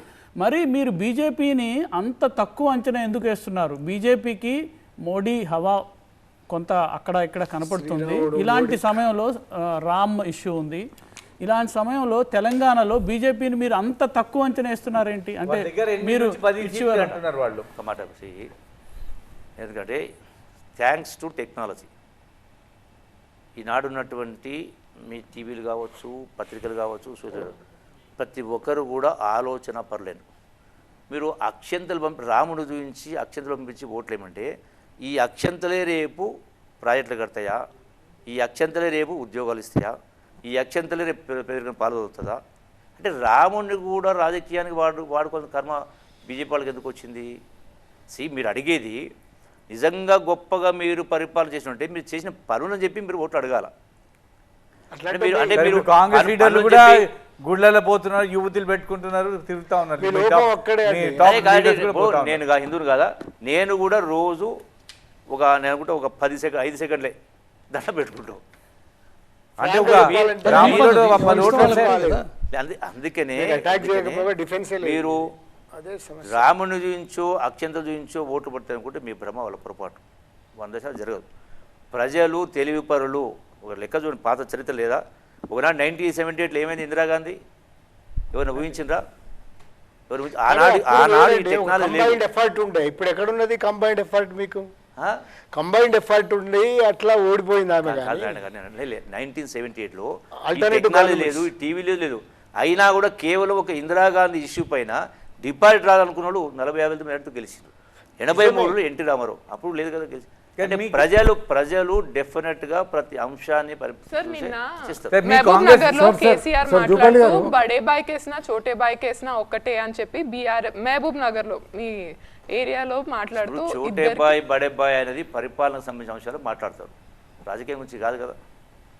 సో గౌరవం, సంస్కారం. మరి ఏమంటాం స్పీచ్లో ఎలక్షన్ మాట్లాడినప్పుడు అన్నలకు, తమ్ములకు, చెల్లెలకు అందరికీ అని మేము సంబోధిస్తాం. దీనికి దానికి భేదం ఉంది. అక్కలకు, అన్నలకు, చెల్లెలకు, తమ్ములకు సంబోధిస్తాం. చూడబోయి బడబడి అది కాదా? సో దానికి ఇది ప్రత్యేకంగా దాన్ని పెద్దగా రాద్ధాంతం చేయాల్సిన అవసరం ఏముంది? 6-7 సార్లు జుపల్లి సార్. గారు, ఇప్పుడు మీ campaign style, Congress campaign style చూస్తూ ఉంటే ఇది మొత్తం ఎంతసేపు మీరు ఎదుటి పార్టీ వాళ్ళని తిట్టడము, అంటే బీఆర్ఎస్ను టార్గెట్ చేయడం, బీజేపీని తిట్టడం ఉంది, కానీ మీ పాజిటివ్ ఫ్యాక్టర్స్ని ఎక్కడ ప్రయోగం చేస్తలేరు. అంటే మీరు చేసిన పనులు 3 నెలలు కావచ్చు, చాలా తక్కువ సమయం కావచ్చు, కానీ మీరు కూడా కొన్ని పనులు చేసినారు కదా, వాటి గురించి మీరు ఎక్కువ చెప్తలేదు. ఎంతసేపు మీ బీఆర్ఎస్ తిట్టడమే ఉంది మీ పని. లేదా ఇంటింటికి తిరిగి చెప్తా ఉన్నాం. ఇంటింటికి ఆ గ్యారంటీ కార్డ్స్ ఇస్తూ ఉన్నాం, ఇంటింటికి ప్రతి అంశం పట్ల చెప్తా ఉన్నాం, ప్రతి ఒక్కటి చెప్తా ఉన్నాం. మేము చెప్పలేం కూడా పొరపాటు. వాళ్ళు అన్నదానికి వీళ్ళు రియాక్ట్ అవుతూ ఉన్నారు. వాళ్ళు మాట్లాడతారు, కేసీఆర్ మాట్లాడతాడా, హరీష్ మాట్లాడతాడా, ఇంకోరు మాట్లాడతాడా, వాళ్ళు మాట్లాడడానికి రియాక్ట్ అవుతున్నారు. రియాక్ట్ కాకపోతే వాళ్ళదే నిజం అనుకుంటారు కదా. సార్, మీ అసెస్మెంట్ కాంగ్రెస్కి ఎన్ని సీట్లు వస్తాయి ఈసారి? ఆయన అంటారు 12+. సార్ ఇప్పుడు నాగర్ కర్నూలులో డెఫినెట్గా 12 నుంచి 14 దాకా వస్తాయి. నాగర్ కర్నూలు ఒక- SC seat sir, reserved seat. దాంట్లో కాంగ్రెస్ మాదిగ సామాజిక వర్గాన్ని ఎవరికి రిప్రజెంటేషన్ ఇవ్వలేదు. కాంగ్రెస్ మాదిగ సామాజిక వర్గంలో ఎవరికి టికెట్ ఇవ్వలేదు. మీరు కొల్లాపూర్ ఉన్న Nagar Kurnool SC reserved seat. ఈ ఇంపాక్ట్ మీ మీద డైరెక్ట్లీ ఉంటుందా సార్? ఇప్పుడు వరంగల్ శ్రీహరికి సంబంధించి సామాజిక వర్గం కాదని ఎట్లంటారు? బైండ్లే కదా ఉపకులం కాదని ఎట్లంటారు? కాదని అనలేదు. మాల సామాజిక వర్గం కాదు, మాల సామాజిక వర్గం కాదు. అయినా రెండవది ఏమంటారంటే అదొక పాయింట్ అండి. రెండవది ఏమంటారంటే ఎప్పుడే కానీ మేము ఏం విజ్ఞప్తి చేస్తూ ఉన్నాం, ఎప్పుడే కానీ ప్రజాస్వామ్యంలో కులాల పేరు మీద, మతాల పేరు మీద చిన్నగా చేసే మంచి చెడు కోణంలో అభివృద్ధి కోణంలో ఓటు అడగాలి, కానీ కులాలు మతాల పేరు మీద కాదు. క్యాస్ట్ ఉప కులాలని. సార్, ఒక ముఖ్యమైన ప్రశ్న సార్. ఇందాక మురళీ గారు అడుగుతూ సిబిఐని మీరు పిలుస్తారా అవినీతి, కేసీఆర్ అవినీతి మీద విచారణ చేయడానికి అన్నారు. సిబిఐని కేసీఆర్ బ్యాన్ చేశాడు. అది బ్యాన్ ఎంతవరకు ఎత్తేయలేదు, మీరు ఎత్తేస్తారా లేదా మీ ప్రభుత్వం? ఈ సందర్భాన్ని బట్టి, అవసరాన్ని బట్టి, అవసరం ఉంటే పిలుస్తారు, అవసరం ఉంటే చేయరు. ఎప్పుడైతే రాష్ట్ర పోలీసు వ్యవస్థ పైన నమ్మకం ఉంది మాకు, శక్తిపరులు ఉన్నారు. ఇక తెలుగు వాళ్ళు ప్రపంచంలో ప్రపంచ సంస్థల్లో సీఓలుగా ఉన్నారు, కెపాసిటీ ఉన్న వాళ్ళు ఉన్నారు, ఇంటెలిజెన్స్ ఉన్నారు. లేనప్పుడు కదా సమస్య వచ్చేది. సిబిఐ రాకపోవడము దాని మీద ఆధారపడదు కదా, వచ్చేది కాదు కదా. Future please. అట్లా సార్ కేసీఆర్ మొన్న మాట్లాడుతూ టీవీ9 స్టూడియోలోనే మీరు ఎక్సైజ్ మంత్రి కాబట్టి, ఎక్సైజ్ మినిస్టర్ కాబట్టి, మా టైంలో లిక్కర్ సేల్స్ ఎక్కువైతే తాగుబోతు ప్రభుత్వం అన్నారు, మీ టైంలో కూడా ఎక్కువ అవుతున్నాయి కదా, ఇప్పుడేమో మంచి ప్రభుత్వం అంటున్నారా అంటారు. మంత్రిగా మీరేమంటారు దీనికి? మీరు అలవాటు నేర్పిండ్రు, మీరు కొనసాగిస్తారా? వాళ్ళు అలవాటు నేర్పిండ్రు, మేము అలవాటు తగ్గియాలంటే తొందరగా అవుతుందా? అలవాటు నేర్పిన తర్వాత తగ్గియాలంటే టైం పడుతుంది, తగ్గియాలంటే టైం పడుతుంది, డెఫినెట్గా టైం పడుతుంది, తగ్గించే ప్రయత్నం చేస్తాం. ఒక పాయింట్ మీకు జ్ఞాపకం చేస్తున్నా, మూస పద్ధతి అని మాట్లాడింది చాలా ఇష్యూలో కేసీఆర్ గారు. డెఫినెట్గా వారనేది కరెక్ట్, మూస పద్ధతి ఉండొద్దు. కానీ మీరు ఏమంటున్నారు, అమెరికా ధనిక రాష్ట్రం, అందరికంటే అప్పులు ఎక్కువనే అంటారు. So why you are comparing? ఎందుకు చేయాలి? ఒక మాట, ఇలా 60,000 కోట్ల రూపాయలు వడ్డీ కడతా ఉన్నాం. ఇన్ని అప్పులు చేయకపోయి ఉండి ఉంటే ప్రతి సంవత్సరం ఈ డబ్బును మనం ప్రజల కోసమే, విద్య కోసమే, వైద్యం కోసము, ఆరోగ్యం కోసం ఖర్చు పెట్టాలి. ఇలా అందరూ అప్పుల పాలవుతున్నది. ఒకటి విద్య, 2 వైద్యం. ఆటపాటలు లేవు. హామీ ఉందా? విద్య వైద్యం డెఫినెట్గా ఉచిత వైద్యం ఏమైనా చేస్తారు? డెఫినెట్గా. ఇంతకుముందు మీకు ఎగ్జాంపుల్ చెప్తాను. ఉన్నటువంటి ఇన్ఫ్రాస్ట్రక్చర్ యూజ్ చేసుకొని పిల్లల్ని పొద్దున్నే రప్పించేస్తే ప్రతి గ్రామ స్థాయిలో ప్రతి స్కూల్ కూడా ఒక గురుకుల పాఠశాల అవుతుంది. అదే ఇందాక చెప్తున్నారు కదా. అంటే కేసీఆర్ అటువంటి ఆలోచన పెట్టలే. అమెరికా అప్పు తెచ్చుకునేది మేము తెచ్చుకుంటామంటే నీ కుక్కని చూసి నాకు నీవెందుకు అట్లా పోల్చుకుంటున్నావు? ఓకే జుబల్ గారు, క్లోజ్ చేసే ముందు ఒక ర్యాపిడ్ క్వశ్చన్స్. ఏఆర్బి మీరే చెప్పచ్చు. మీ రాజకీయ జీవితాన్ని మలుపు తిప్పినటువంటి నేత ఎవరు? ఒకరు వైఎస్ఆర్, 2 కేసీఆర్. రెండు కాదు. మొదలు ఆయన క్యాబినెట్లో పనిచేశారు, నా జీవితంలో జరిగినటువంటి సంఘటనలు నేను ఎక్కడ కాంప్రమైజ్ కాలే. అదే నన్ను ఇక్కడ దాకా తీసుకొచ్చింది. ఓకే, మీకున్నటువంటి మీ ఆత్మస్థైర్యమే ఇక్కడ దాకా తెచ్చింది అంటారు. మీ ఆత్మస్థైర్యమే ఇక్కడ దాకా తెచ్చింది అంటారు. నేను స్ట్రేట్గా ఎక్కడ ఏ ఇష్యూలో కాంప్రమైజ్ కాలే. ఓకే, కాంగ్రెస్ మీరు ఒక దానికి ఎగ్జాంపుల్ చూస్తారు. ఆనాడు టికెట్ రాకపోతే ఇండిపెండెంట్ పోటీ చేసిన, మంత్రి పదవి ఉన్నా రాజీనామా చేసిన. కేసీఆర్ పదవి ఇస్తానన్నా అడగమని నేను అడగనన్నా, నా లైన్లో నేను పోయినా. ఓకే, ఈ ప్రజలకు మాకు ఎన్నికలకు సంబంధించి, ఈ లోక్సభ ఎన్నికలకు సంబంధించి కాంగ్రెస్ గెలుపు మీద మీకు ఉన్నటువంటి ధీమా ఏంటి? 1 రేవంత్ రెడ్డి పరిపాలన, 2 రాహుల్ కరిష్మా. 2. ఓకే, బీఆర్ఎస్ ప్రస్తుత పరిస్థితికి కారణం ఏంటి అని మీరు అనుకుంటున్నారు? 1 కేసీఆర్ స్వయంకృతాపరాధమా, లేక టీఆర్ఎస్ పార్టీని బీఆర్ఎస్ పార్టీగా మార్చడమా? స్వయంకృతాపరాధం అన్నీ కలగలిపి ఆలోచన విధానం. నేను సర్వజ్ఞానిని అని అనుకోవడమే. వినాలే, చూడాలే, కలవాలా, పదవి మంచి చెడు తెలుసుకోవాలా. అంటే అందుకే నమ్మదు. ఈ బట్ట తయారు కావాలంటే ముడి సరుకు కాటన్. అందుకనే తెలంగాణ రాష్ట్రం వచ్చిన తర్వాత ఈ దుస్థితి ఉండాల్సిన పరిస్థితి కాదు. అంటే ఆ మైండ్ సెట్ లేదు. తనకు తాను గొప్పగా, నేను అందరికంటే గొప్ప అని చెప్పుకుంటే which is not correct. Okay, ఆయన స్వయంకృతాపరాధం అదే కారణం. ఓకే, స్థానికంగా మీకున్నటువంటి ఇష్యూకి సంబంధించి బీరం హర్షవర్ధన్ రెడ్డితో మీకున్నటువంటి వ్యవహారం ఏంటి? ఏమీ లేదు. రాజకీయ వైరమా, వ్యక్తిగత కక్ష? రాజకీయమే, నథింగ్. రాజకీయం కూడా లేదు. టికెట్ వచ్చింది, కాంటాక్ట్ చేసి నథింగ్ ఎల్స్.